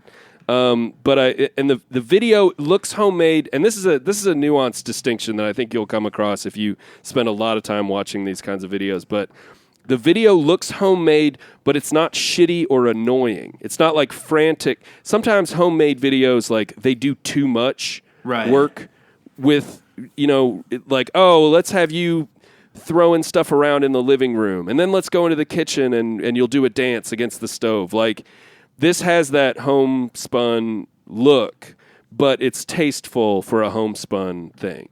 Right. Like, there's not too much coverage. There's like 4 or 5 locations that he stays in. So I like that. That's a pro. My con is the basic white girl thing, which he says 3 times. Up until 2 minutes and 22 seconds, this song is just a guy singing about fall. That's all it is. And he's got kind of a, like, he almost has like a bittersweet perspective on fall. Like, so the chorus of this is, say say it ain't snow, I will not go. Turn the heat on, I'm staying home. So there's like he doesn't necessarily. It's not him doing a goofy song about how he loves fall. Right. Purely, you know what I mean? Like there's a I'm gonna stay in and stay comfy. Like, I don't know. He's not. It's not just like isn't fall so great. Right. There's a sort of but then he gets a realism to it that kind of adds this sense of humanity. Right. So it is a bastardization of the legacy of punk rock in that it's just a guy singing a normie song about fall, but at least there's some sadness or something in it, right? Right. And then at 2 minutes and 22 seconds, he says, "Be a basic white girl." And he says that 2 more times before the end of the song. And all of a sudden, it's like the concept of it shifts, where now it's a meme. Now it's just, oh, I'm just doing another one of these things where I'm making fun of quote-unquote basic white girls. Like everything in this, in every joke in all of this, like sort of stems from that meme about saying pumpkin spice latte in the mirror 3 times and a basic white girl shows up, or the Han Solo thing where it's Han Solo season and there's all those girls in leggings and vests and stuff. Right. You know, like all of this shit is just like the fact that he doesn't even bother to explain the basic white girl thing tells you that he knows he's doing a meme. He knows he doesn't even have to set it up, which is lame to me. Like he ruined his own parody by turning it into a meme at the very end. Not that it was great to start with, but that's like the big con I have with it is like, oh, you couldn't even come up with your own concept. You couldn't come up with your own joke here. Right.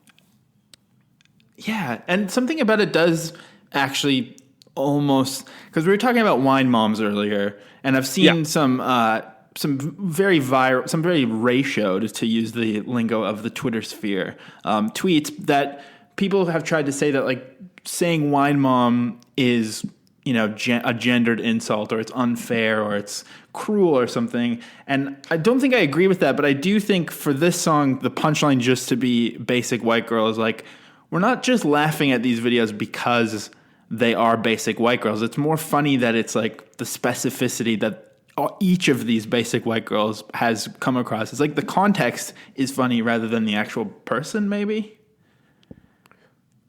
Yeah, I think so. I mean, I could understand. I think you could probably talk me into.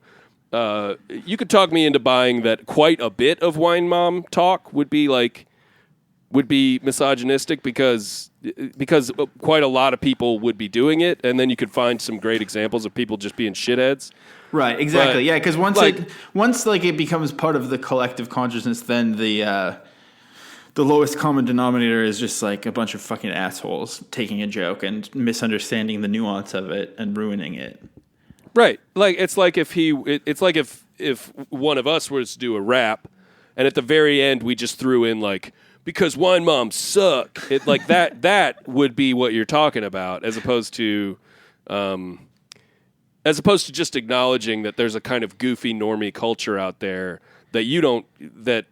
I don't care if it's wine moms or welding memes or like camo guys or whatever. Like I'm just, all this stuff is like weird and silly to me, you know? Right. Yeah. It's like, I mean, to go back to like talking about punk and music, it's like, this is like their version of a subculture, kind of like being really into pumpkin spice lattes is like their version of being really into post-punk or something.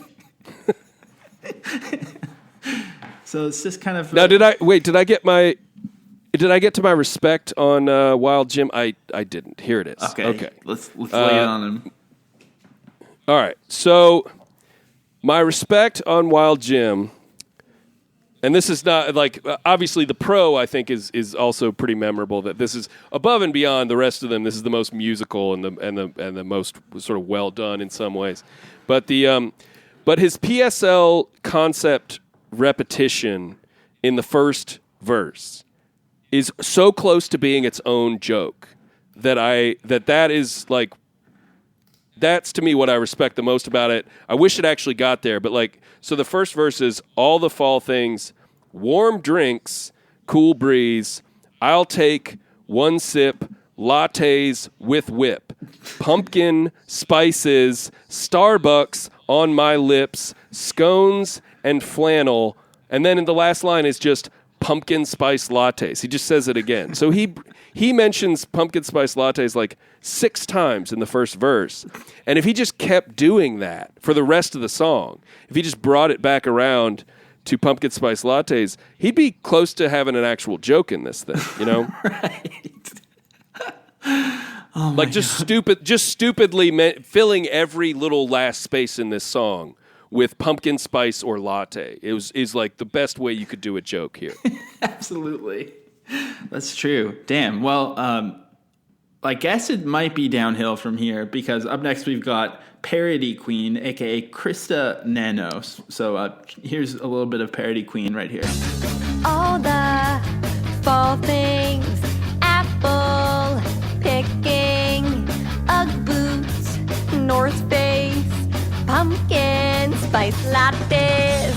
One thing I know, there'll never be snow. Watching, waiting, it's almost Thanksgiving. Say it ain't so, I will not go. Watch the leaves fall, don't wanna go home. What I find amazing about this one is that, as I mentioned to you earlier, and I think you've also discovered this, is Parody Queen this is on IMDb. Like, there's all the fall things on IMDb, which is just sort of a level of professionalism that is respectable. Yeah, well, she mentions being in LA in the song, so I had a feeling she was in the biz. She's in the industry, you know. At first, I thought she was. I don't know if you watched It's Always Sunny, but she reminded me of the dead tooth girl on that show, who Canadians will know from Workin' Moms. But I checked; it's not her, but she kind of looks like the actress Catherine Reitman, who's a Canadian comedian. But no, Krista Nanos is her own. And all I want to say about this one is that this is the one that sort of, we were talking about that warm blanket feeling, and this is the one that sort of almost sends me over the edge where I get angry. And I think it's when she says latte at the start. The way she says latte makes me like feel insane. She enunciates the shit out of it, but doesn't she have a bit of an accent? Like, isn't there? I think there's just something like she's got maybe a. I don't know. I thought when I heard her say latte, I thought it was like a Latina accent or something. Right, but I guess. But yeah, maybe. But it's only on that one word. I don't know the answer to that, but it is very striking. Her enunciation is something all to its own. Self. This is just like the most aggressively PSL video that I've seen, I think. Other than, I guess there's that family that you're always posting with the dad with the gray hair. That's pretty aggressive also. The Holdernesses. Yeah. The Holdernesses, they that guy quit his job to be a full-time family video vlogger and I guess parody musician. Which is another whole depressing thing to think about, but well, this one, the other thing I love about this video is the classic. The first thing I noticed, she only has 225 subscribers, which I feel like seems low for someone bearing this much of their soul for a bad joke. But then, of course, you love to see it. The comments are turned off. I wish there was an app or a plugin that I could put on Chrome where I could see what the comments were that sort of made her decide to turn them off. Oh, right. Yeah, I don't know. I will say I don't want anyone. When it comes to appreciating these kinds of things, it kind of hurts my heart a little bit to think that like some people will watch, like, for instance, the pumpkin spice thread on my Twitter and go off and find those videos and then leave shitty comments to people on those videos. And it's like, let's just enjoy this from afar. It's like You're walking around in the mall and you see weird people in the mall and you enjoy you enjoy what's different or strange about them. You don't have to walk up to him and be like, "Hey, man, I love how stupid your hat is." You don't do that. I don't do that, Right. at least. It's true. And it's because it would ruin the enjoyment for me, and you wreck somebody's day for kind of no reason. Yeah, like it's mean, and you're also kind of gentrifying their corner of the internet. You got to let them live. Yeah, let people. Hey, you know what I always say? I wake up every day, and I squeeze my own lips together, and then I whisper to myself, "Let people enjoy things." That's what I do every day. Me too. Into the mirror, of course. Which includes my own posting of other people's bad YouTube. You got to let me enjoy that. Exactly. All right. So what's your notes here for dear old parody queen? Parody queen. Okay. Who, by the way, I don't think can call herself parody queen on YouTube because there's way, way bigger parody queens out there. But all right. So my pro is that she's a star. This woman is a star. She has so much presence. She has more. It's the ratio for her between presence and actual creativity is like breathtaking. It's just she just takes up the screen and just chews everything up that's in it. I don't know why she's doing this, her own like creative thing, and not like a Liberty Mutual commercial or something. Like I don't know why she's not. Maybe she is doing a ton of commercials and stuff like this, and she just took a little time off to make this video. I mean, I don't know. She seems to be. But I feel like her name should be web series queen based on her filmography on IMDb because she's got a lot of credits of things that you've definitely never heard of, including a TV miniseries called Parody Queen with an estimated budget of $2,000 for the entire series. I think that's just these videos, probably. Oh, okay. Yeah, she had to call it something or something. I don't know. What I'm saying is her talent is definitely there on screen, but it's not on the page. You know, like she does not. She's not a. She shouldn't be writing her own material. But the pro is that she can absolutely deliver stuff. My con is that it sounds like kids' music because of the way that the vocals are mixed. Like they turned the music way down, and her voice is super crisp and super clear, and she's enunciating like you were talking about. Just every syllable is enunciated very hard, and it's like she's talking to a child the whole time, and it's very grating. Right? Yeah, it's very patronizing. My other con is like what exactly is the chorus about? It's very this has I think the most nonsensical chorus where she goes say it ain't so, I will not go, watch the leaves fall, don't want to go home. and two people wrote this together, and they were doing a parody, and the lyrics were already written. They were doing a parody of something else. And I don't know what that means. Say it ain't so, say what ain't so, first of all. I will not go is that's just the Blink-182 song, right? Right, yeah. They just haven't changed anything. And then watch the leaves fall.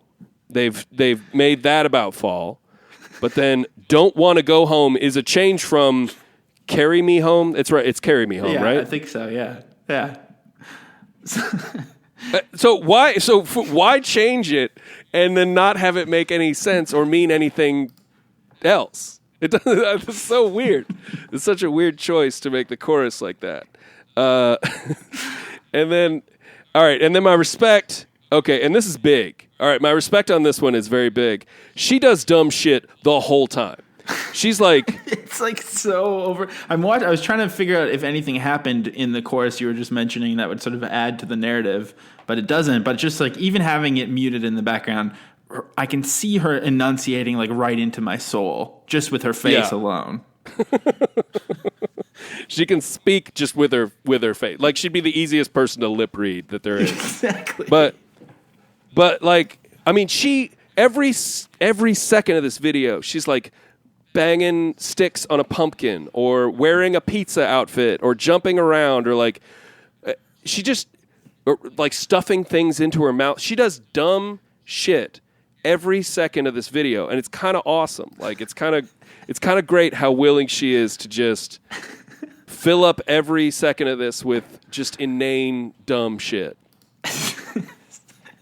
So respect to the queen on that one. It's great. Perhaps she has earned her crown, which I believe is some sort of garish turkey hat. That's true. She does put a turkey hat on at one point because she had to. See, yeah, that's interesting that you respect that because I just find it truly terrifying. Like, I'm not trying to be mean or anything. It's just like it genuinely fills me with fear to watch this video. Yeah. So that's amazing. Okay. Well, it's confidence. I have to, on some level, respect that amount of confidence. And I guess that's why she's the queen. She sort of has that alpha energy. She just sort of asserts herself, and yeah, you're right. I mean, I stand corrected. Okay, up next. It's funny. Sorry, I will say really quick. I'm a comedy performer myself. I do stand up and music, and I have gotten the compliment multiple times that where people will just the only thing they'll say about my performance is that they liked my confidence, or that I had a lot of confidence, or that I exuded a lot of confidence, and if you get that a bunch of times, you start going like, well, wait a second. What does that mean? Like, okay, does that mean what I'm doing is really stupid? Right. And the only way you can imagine it working is if somebody like delivers it boldly or something. I don't know. But sorry, continue. Oh my God, that's amazing. Okay, this one was only uploaded on October 30th, 2019. This is uploaded by the account Fit Styled, which has nearly 2,000 subscribers. So this is like a serious tuber did this, and has only gotten 450 views. But okay, so let's listen to a little bit of All the Fall Things by Fit Styled. All the fall things, sweaters, leggings. I'll take one sip, pumpkin spice, that's it. Always, I know, I'll dress like there's snow. Pinning, planning, premature decorating. Say it ain't so, it's a fiasco. They're out of my drink, where else can I go? Na na na na na na na na na na na na na na na na. Okay, this one, for me, this is my favorite because what I love is when somebody tries to record to an instrumental, but they haven't figured out that you should wear earbuds while you're doing it. And so they just sort of like the approximate. Actually, it is very Kinsella Brothers to me. It's very mathy to have just everything not matching up in this beautiful way. Like this one, I feel like she's done the song long before the instrumental has done it. Yeah, that was definitely one of my notes, and it is one of the most striking things about it. Is it does sound like she just, without the music playing at all, just recorded her vocal track and then stuck it over the beat. Right. Which is always a treat when you encounter that on a YouTube video. There's a video I found of like it was like a local, like some rural high school somewhere where the principal raps, and the way he raps is they literally just like shot it on a phone, and he just does every line of the rap completely out of rhythm of anything else, just in every different location in the video. So instead of recording a song and shooting a video for it, he's like in the main hall. He's out on the football field, and every line is recorded live in that location. So the sound is all over the place. There's wind noise, there's echo in some places and not in other places. And it'll change like literally line to line. So 8 words of him being outside and then inside. And then they just tacked a beat on after the fact, and it doesn't really line up. And I love that. I love when I see that. Yeah. Kind of. Again, there's a rapper where I used to live in a city called Calgary. I don't live there anymore, but he kind of grew to hate me because I would always make fun of his videos. But I genuinely am obsessed with them. Like, he has a video where it's like he's naming off 50 music venues that have existed over the years in Calgary, and he's like going to like a strip mall that used to have like a bar in 1997, and he's like rapping about it, and then he'll go to another strip mall or another like shitty parking lot somewhere, and he's doing the exact same thing where they put a beat after, but you can just hear cars speeding by while he's like yelling into like they don't even have a mic either. It's just like into the phone camera. It's so good. Wow, so I have a very similar video myself where I go around to a bunch of different locations here in Louisville, Kentucky, where I live, and I recorded the song, unfortunately, long before we ever made a video for it. But I would love to. Right now, I'm just imagining that song if I had written it like on the spot, and if I had just been like, I gotta go down to the Yum Center now and stand in front of that and come up with a rhyme about the Yum Center. Yeah. I mean, respect. But the other strange thing about this one is there is, I think, one moment where the audio and video do line up. Like, because she's mostly not lip syncing, I feel like, but then at one point she is. And then it made me think maybe she recorded the whole rap in that one scene and then they used the audio from, like, I don't think she was in GarageBand before they shot doing the track. Right. It's very strange and very interesting, and I feel like a lot of these normies could become noise musicians if they had the right management or something. Maybe I just need to step in and help them out.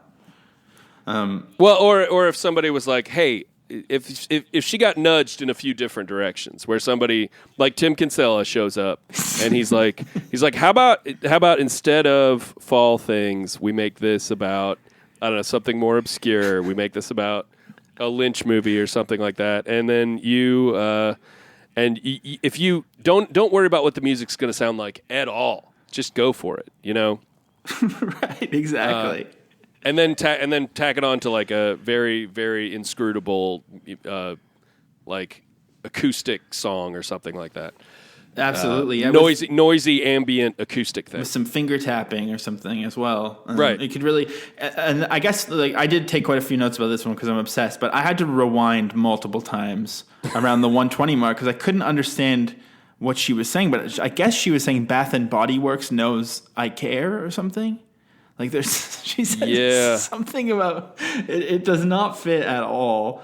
This has some real. This one is another one where it's like maybe Helene would watch this and get it completely because it has some like blogosphere stuff going on in it that I just straight up don't know what it means or where you got to that. Right. You know exactly. Well, and then the other thing I noticed was around the 2 minute and 5 second mark around there.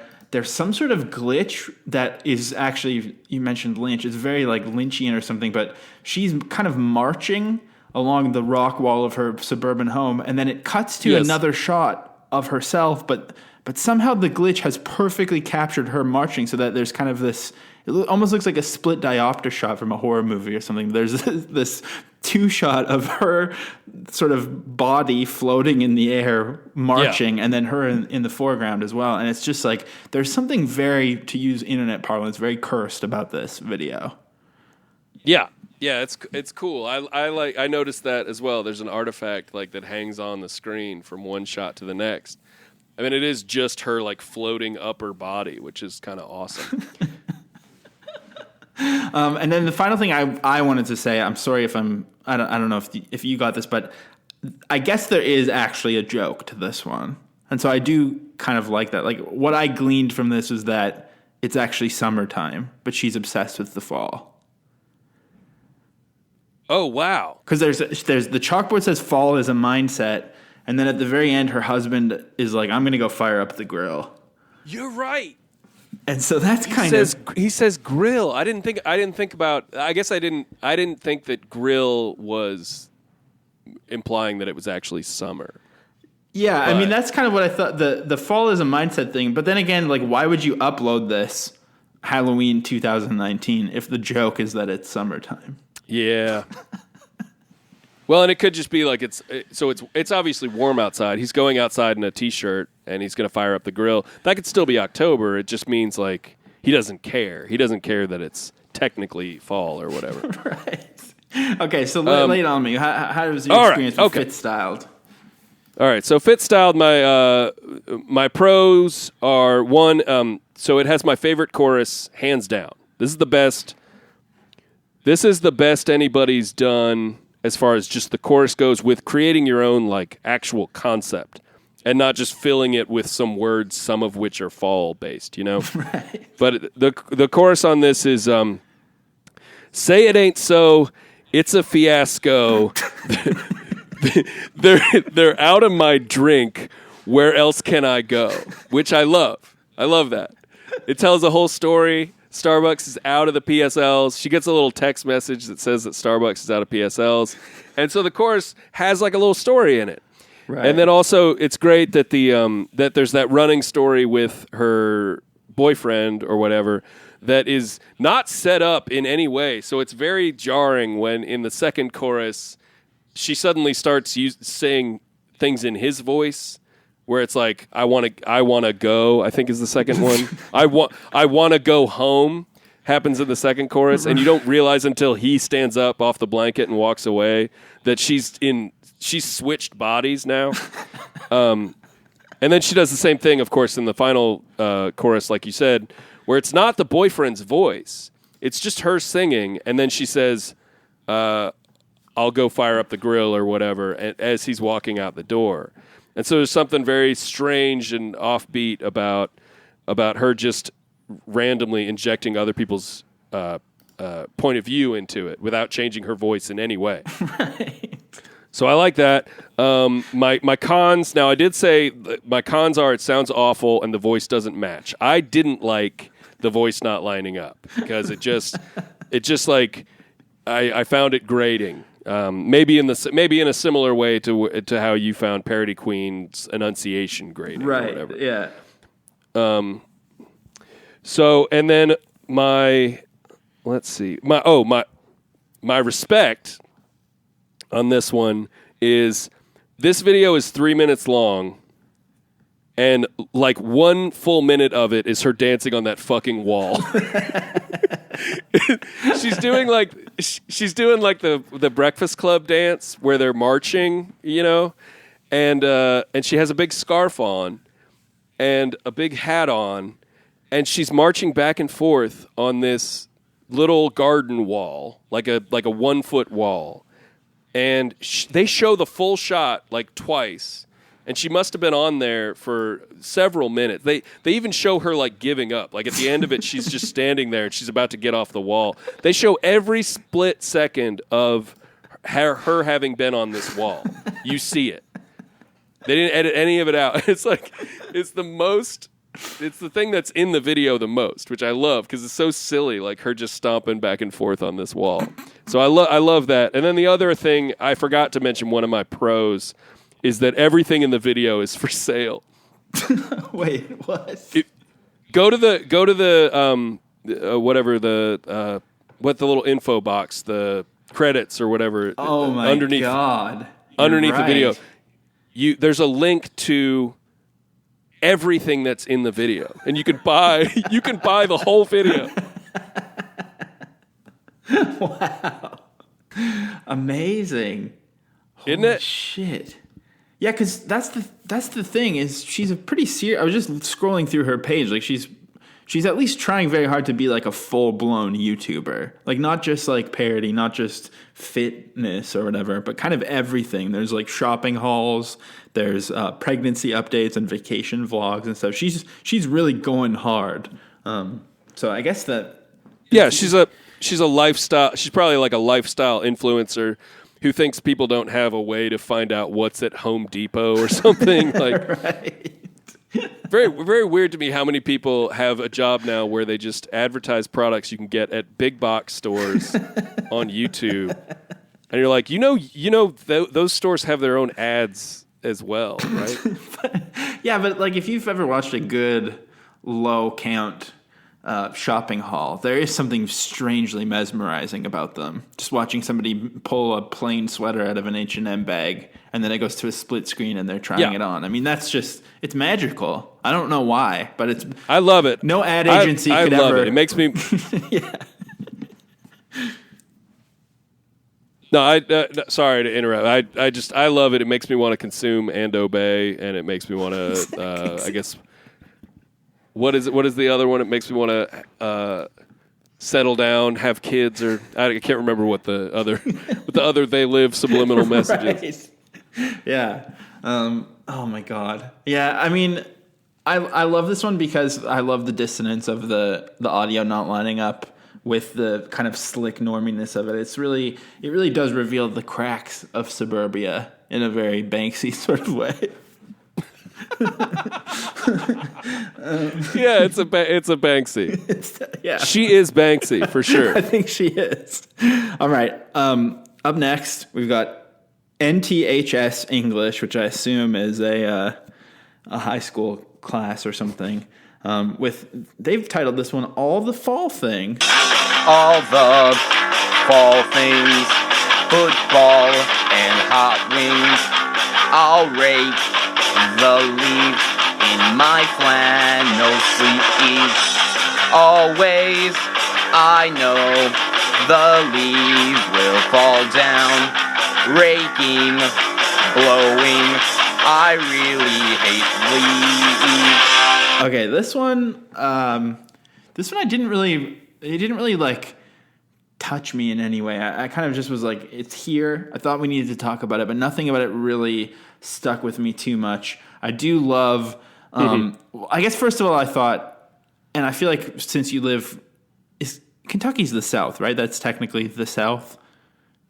Yeah, I'm pretty. It's like it's the north of the South, yeah. Right? Yeah. So I mean, I assumed that you would probably have some opinions about like hot wings, but I didn't really think of hot wings as being like a fall food. But they did use that in the lyrics, so I thought that was kind of strange to mention hot wings in a song called "All the Fall Things."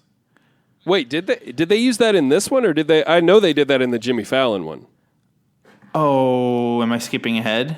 Maybe I am. No, I think they did in here too, though. They might say it. They might say it in this one. I don't. I think, okay. Yeah, they do. Oh, because of football and hot wings. I guess, is it just because of a football thing? Wow, that's crazy. Because maybe the one in the Jimmy Fallon one is just quoting these guys' song, or maybe yeah, maybe the tweet. Well, let's not get ahead of ourselves. But oh my god, that would be amazing. Because football and hot wings is the second line of the Jimmy Fallon one. So if they're ripping each other off, that's I would love to know the story of how that happened. Right, because you know, I mean, again, parallel thought. Obviously, it's a thing. Not everyone's Right. willingly ripping each other off, but in the ruthless, cutthroat world of All the Fall Things parodies, you never know if somebody's right. But yeah, I guess the thing I love like the weird audio glitches. So when they start singing together around the 39-second mark, it sounds so fucking weird, and I love it. And I also just like how they say, "I really hate leaves." It's really funny to me. Yeah. There's a lot of treats in this one, I gotta say, and I'm with you. I'm entirely with you on the audio quality here. Should I just jump in on my please? All right. So my pros are that this is teenage boys just doing dumb fucking teenage boy shit. It sucks really bad. It sounds awful. It's not thoroughly thought out or put together well. They're constantly like every scene where they're in it together, they like start pushing each other because they're teenage boys and shit. This one is my favorite one because there's a reason for them to be doing that, which is that they're teenage boys and they're dumb and who cares? You know, it's like right. This one has the least amount of question marks next to it for me of why someone would do this. Yeah. They're doing it because they're teenage boys and they're bored and it's hilarious. It sounds like they didn't even. This one, the music isn't even up to volume, right. And the music isn't even recorded actually to the video. The music sounds like it's recorded like in the next room off a boombox. It sounds so bad. And then when they layer their voices over the shit they've already recorded, and they're just standing there looking out a window or something, it's really, really funny. For cons I put none because I don't know what to say about like there's nothing wrong with some teenage boys doing a dumb thing like this to me. It's true. Yeah, in a way it's kind of life affirming. You're like kind of glad that the teenage boys are still this dumb. Right. And then there's the line. I really like the line when he's coming up the stairs and someone's just stuck a pumpkin pie at the top of the stairs, and he says, "Someone left me a pumpkin pie by the stairs," And then the next line is, surprises let me know is there. Which is supposed to... What's the Blink-182 line there? The surprises me that she cares or some shit like surprises, that. Surprises let me know she cares, I think is the... That's what it is. It's already a very dumb song that's doing a lot of like heavy lifting prose-wise. Yeah. So that's... But I just love that that's like, it's such a half-assed attempt to change the meaning where they don't even change all the words of the line. They say, surprises let me know is there. Like the pie itself is surprising you by letting you know that it's there. And then my respect on this one, and this is big. This is very big. They carried their Rock Band controllers to the school campus on a snow day for the big finale, and they stand on a big mound of snow and they perform the song with Rock Band controllers.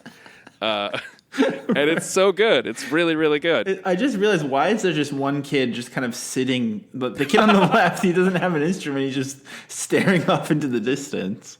Yeah, I don't know. He's not credited. It's the I think he probably was just there. I think he probably just saw them setting up and came over and sat down, which again is perfect. He's guarding the snow pile in case someone was coming to scoop it away. Yeah, or he's there to make sure none of the tougher older guys show up and steal all their Rock Band controllers. Right. Oh my God, it's so good. Shout out to NTHS English. I wonder if this is a school's YouTube account. It must be. These videos all seem very good. Yeah, I think. Well, let's not spend too much time on the NTHS YouTube account. I think I'll save that for later. Okay, finally, we've got. I think I was telling you earlier how I love like when the idea of punk is so ridiculously corporatized. I don't know if you know this, but 5 Seconds of Summer is a band that was formed by One Direction. Like One Direction owns 5 Seconds of Summer basically on the paperwork. And so they're kind of like... What does that mean? So who owns One Direction? Like the boys of One Direction own One Direction? Probably them and Simon Cowell. And then I was reading... it was very confusing in legalese, but from what I could understand from what I read on Billboard was like One Direction kind of owns 5 Seconds of Summer. Like they sort of probably saw a hole in the market and were just like, oh, we need to get some pop punk boys in here. And so 5 Seconds of Summer is like... it seemed like Blink-182 was a boy band at the time, maybe, and that's why the video for All the Small Things is so dumb because it's like I kind of get what you mean there, but I wouldn't. I was a skeptic of theirs, but I wouldn't have called them a boy band. But I would have but like still, it kind of like I would have said there was something corny about the way they presented punk rock or something. But not necessarily a boy band. But the music video for All the Small Things was kind of a parody of boy bands. But then the irony was later on, One Direction shot a video in that same location, like a true... I just think Blink-182 this song specifically, kind of paved the way for like a certain kind of modern boy band.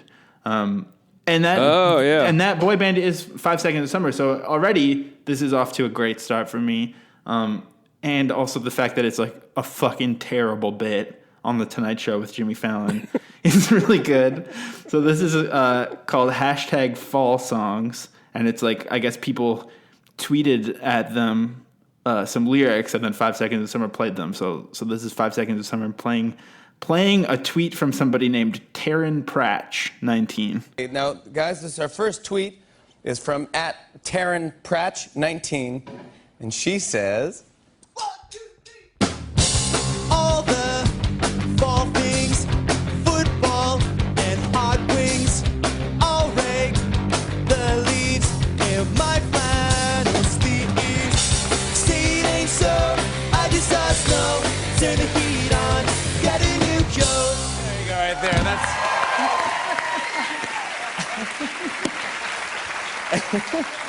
Say it ain't so, I just saw snow.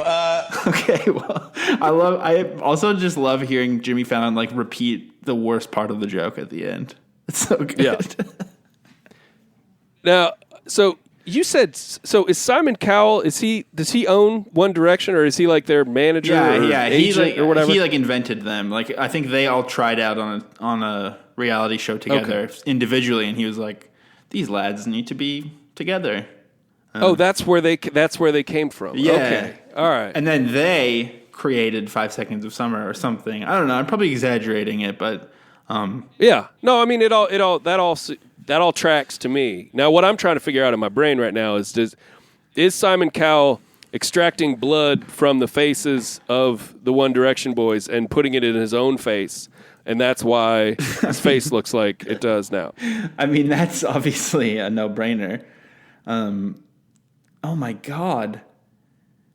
Okay. Did you just pull up Simon Cowell's face? No, I mean, I was thinking about that, but I just looked up Taryn Pratch 19, who did this tweet, and I see people saying, "Oh my God, they used this. Good work. They used it in 2014." But then if you go to Taryn Pratch 19 on Twitter, it's like a terrifying stock photo of what I would describe as like a douchebag. Like if you search douchebag on stock photos, it would be this guy.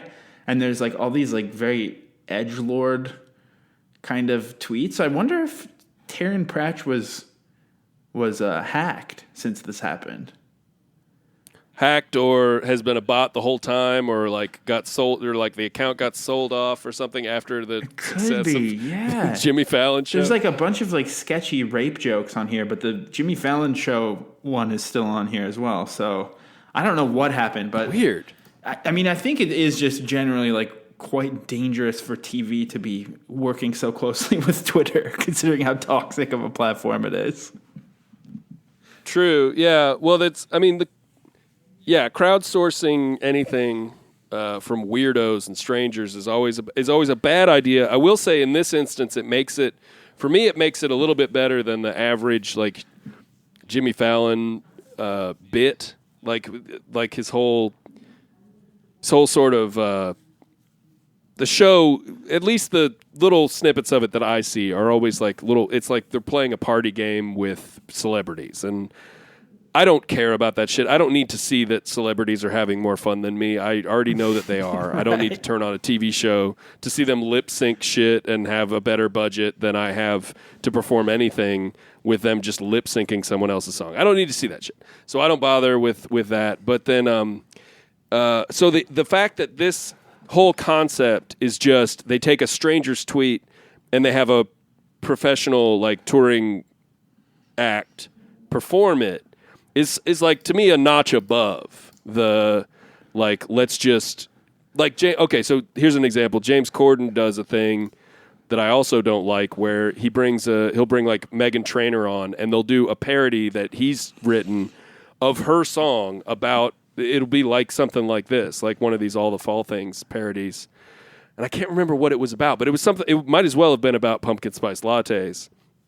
And so Meghan Trainor comes on and has to sing a whole parody song of her own song. and I think that at the very least, the thing where you're just at least there's like an interactive, at least you're getting something from the chat, you know? Right.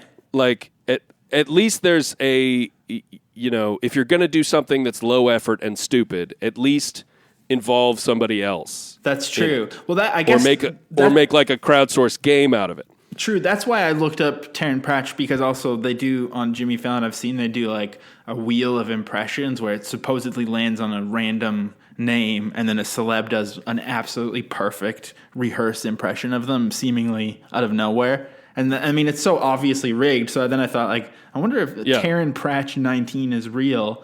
And the Taryn Pratch 19 is real, and they've got some horrible Cosby jokes now. So that's just really very strange. So nobody go to that. Yeah, exactly. Don't go look at that. But yeah, I guess. In fact, you should probably bleep out yourself saying their handle, because all you're doing, I'm just promoting them.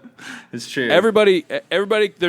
There's a lot of people that I will not name that get complained about all day on Twitter, and all I see is their numbers go up. Yeah, so it's true. That's all and just mentioning them, that's all that happens. Right. It's just such a fun name to say, though, is the other thing. Don't say it again. I'm not going to say it at all. I'm trying so hard. Okay, so I'm staying pure here. What's your thoughts on Five Sauce, as they're called, covering the well, I mean, Twitter my pros were again that for a Jimmy Fallon bit, the fact that it's crowdsourced is makes it to me not as annoying of a sort of like corny, lame Jimmy Fallon bit. The fact that it's like taken from tweets is, I don't know. It's like it's not as bad as if it was a full production of something where like Jimmy Fallon presents all the fall things. Like that to me would be worse. Right. Now I think that this Twitter user whose name I will not say, I think that they wrote actually the most coherent song. Like I said, Fit Styled had my favorite overall chorus because it had a story in it. But this one is just it's short, it's sweet, and it covers all the bases in a single tweet. So it's all the fall things, footballs and hot wings. Football, hot wings, I'll rake the leaves in my flannel sleeves. Say it ain't so. I just saw snow, turn the heat on, get a new coat. So that all makes sense, and it's all fall related. And there's no line of that is just purely filler or purely what Blink-182 said. Right. So I like that about it. But now I'm starting to think that did they steal that from that high school group? I think the time adds up that this is before them, so I think we're good. Wow. They might have stolen it from Jimmy Fallon.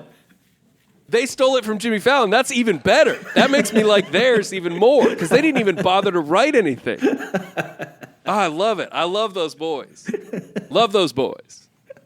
So now I've decided this whole thing is try hard and lame, and that's my con. Is that from the tweet to the performance to 5 Seconds of Summer being famous at all? It's all try hard. It's all bullshit to me. It's all corporate try hard bullshit. I think probably our listeners are enjoying hearing somebody else get to the end of an episode of Blink-155 with just reaffirming their love of teen boys, because that's kind of how every episode ends of this show. Oh, I hate to hear that. I hate to hear it said that way. Right, exactly. Well, before I let you is there anything else you got to say about this one?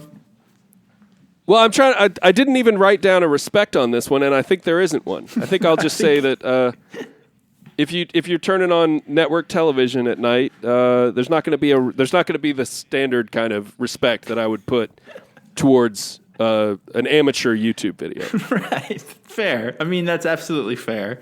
So before we let you go, is there anything you want to plug? Oh yeah, sure. When does this come out? It comes out this Friday. The whatever. Oh, sweet. Okay. What is that? 20-something. That's the 22nd. This is our Thanksgiving episode. So yeah. We're in Canada, so Thanksgiving is meaningless to us. But that's why I thought, let's talk PSLs because it's Thanksgiving. It's very fall-ish. It's Thanksgiving, and you got DSLs slick with turkey grease, and it's time to celebrate everyone's favorite holiday to rap about, Thanksgiving. Exactly. So I am performing this very evening. I don't know if you've got listeners in my area. I'm performing tonight, Friday night, the 22nd of November. I'm performing at Best Friends Bar in Lexington, Kentucky, as part of my comedy duo, Big Howl and Possum. Another one of my monikers is Big Howl Doughty. And myself and the Possum will be opening up for Jonah Ray at Best Friends Bar, and then doing a movie riff with Jonah Ray and with our friend Mandy, who's opening up the show. Mandy McKelvey will also be there. This coming Sunday, a few days later, I will be in Bloomington, Indiana, at the Comedy Attic, again with Jonah Ray, again with a movie riff. Don't know what the movie is yet. But again, we'll be opening up with a little bit of our own material, which I have not written yet, and which I plan to write as soon as we're done here. So I think it's going to be really, really good. It's going to be very, very fresh material that I have not written yet. Have you considered doing a riff on All the Small Things, but just changing it to that kind of seasonal? I'm thinking I'm going to do a 25-minute cover of all the small things where I've turned it into being about fall and Thanksgiving. You could do it. And then outside of that, go ahead. Sorry. I was gonna say your 25-minute cover could be all the fall things, and just do them all together. That's a great idea. All the fall things. Here's one by some high school boys. Oh yeah, it's like a clip show. So you're singing in between, and then the video comes on, and then you keep singing it. Wow, that would be hell. Well, it's like I toss it to them like we're a jazz band, where I'm like, and here they go, and then they sing their version of it. That's a great idea. That'll be a great time filler. I'm sure people that have paid for tickets will really appreciate that. So I'll definitely be doing that for sure, with my old pal the Possum and co-host the Possum. So that's two shows. That's the show in Lexington. That's the show in Bloomington. And then in general, you can catch me on WFPK.org or 91.9 FM Louisville on Monday nights at 10 p.m. Eastern Time. That's the Big Hal and Possum Radio Hour. We do some jokes. We play some songs. We have a real good time. And then I have my live Twitch stream, Big Hal and Possum, on Wednesday nights at 10 p.m. Eastern Time, where you can come and you can holler at us on the chat. Be sure to subscribe. We do a lot of different. Let's see. I don't know what we're doing next week, but it'll be too late. But you can watch the VOD on this. But we're going to try out. We're going to try out a bowling video game tomorrow and play a little bowling together. So. Wow. So that's and we mostly do a talk show there. We don't always play video games. It's mostly a talk show. We have guests. We do sort of like we watch videos and react to them and do all kinds. We do just whatever we feel like on the Twitch stream. So be sure to check that out. And then also just on if you're looking for any music that I've made, it's under Lydia Burrell. Which is my more serious music, and that is also what my Twitter handle is, Lydia Burrell. But I have Lydia Burrell stuff on Spotify and on Bandcamp and anywhere where you buy music or stream music. And then also my comedy music is under Howl Dottie. I just put out a new album a few months ago called It's Gonna Stink, and that is on iTunes. That's on Spotify. It's on Apple Music. It's on all that shit as well, and YouTube as well. I have loads of videos on YouTube where I do things that are various levels of embarrassing as well. So you can look those up. Amazing. Thank you so much. Yeah, thanks for having me, man. Say it ain't so, I don't wanna go. I'm in my scarf, pretending it's cold. Keep your head still, I'm losing my chill. The potpourri's done, cinnamon orange peel.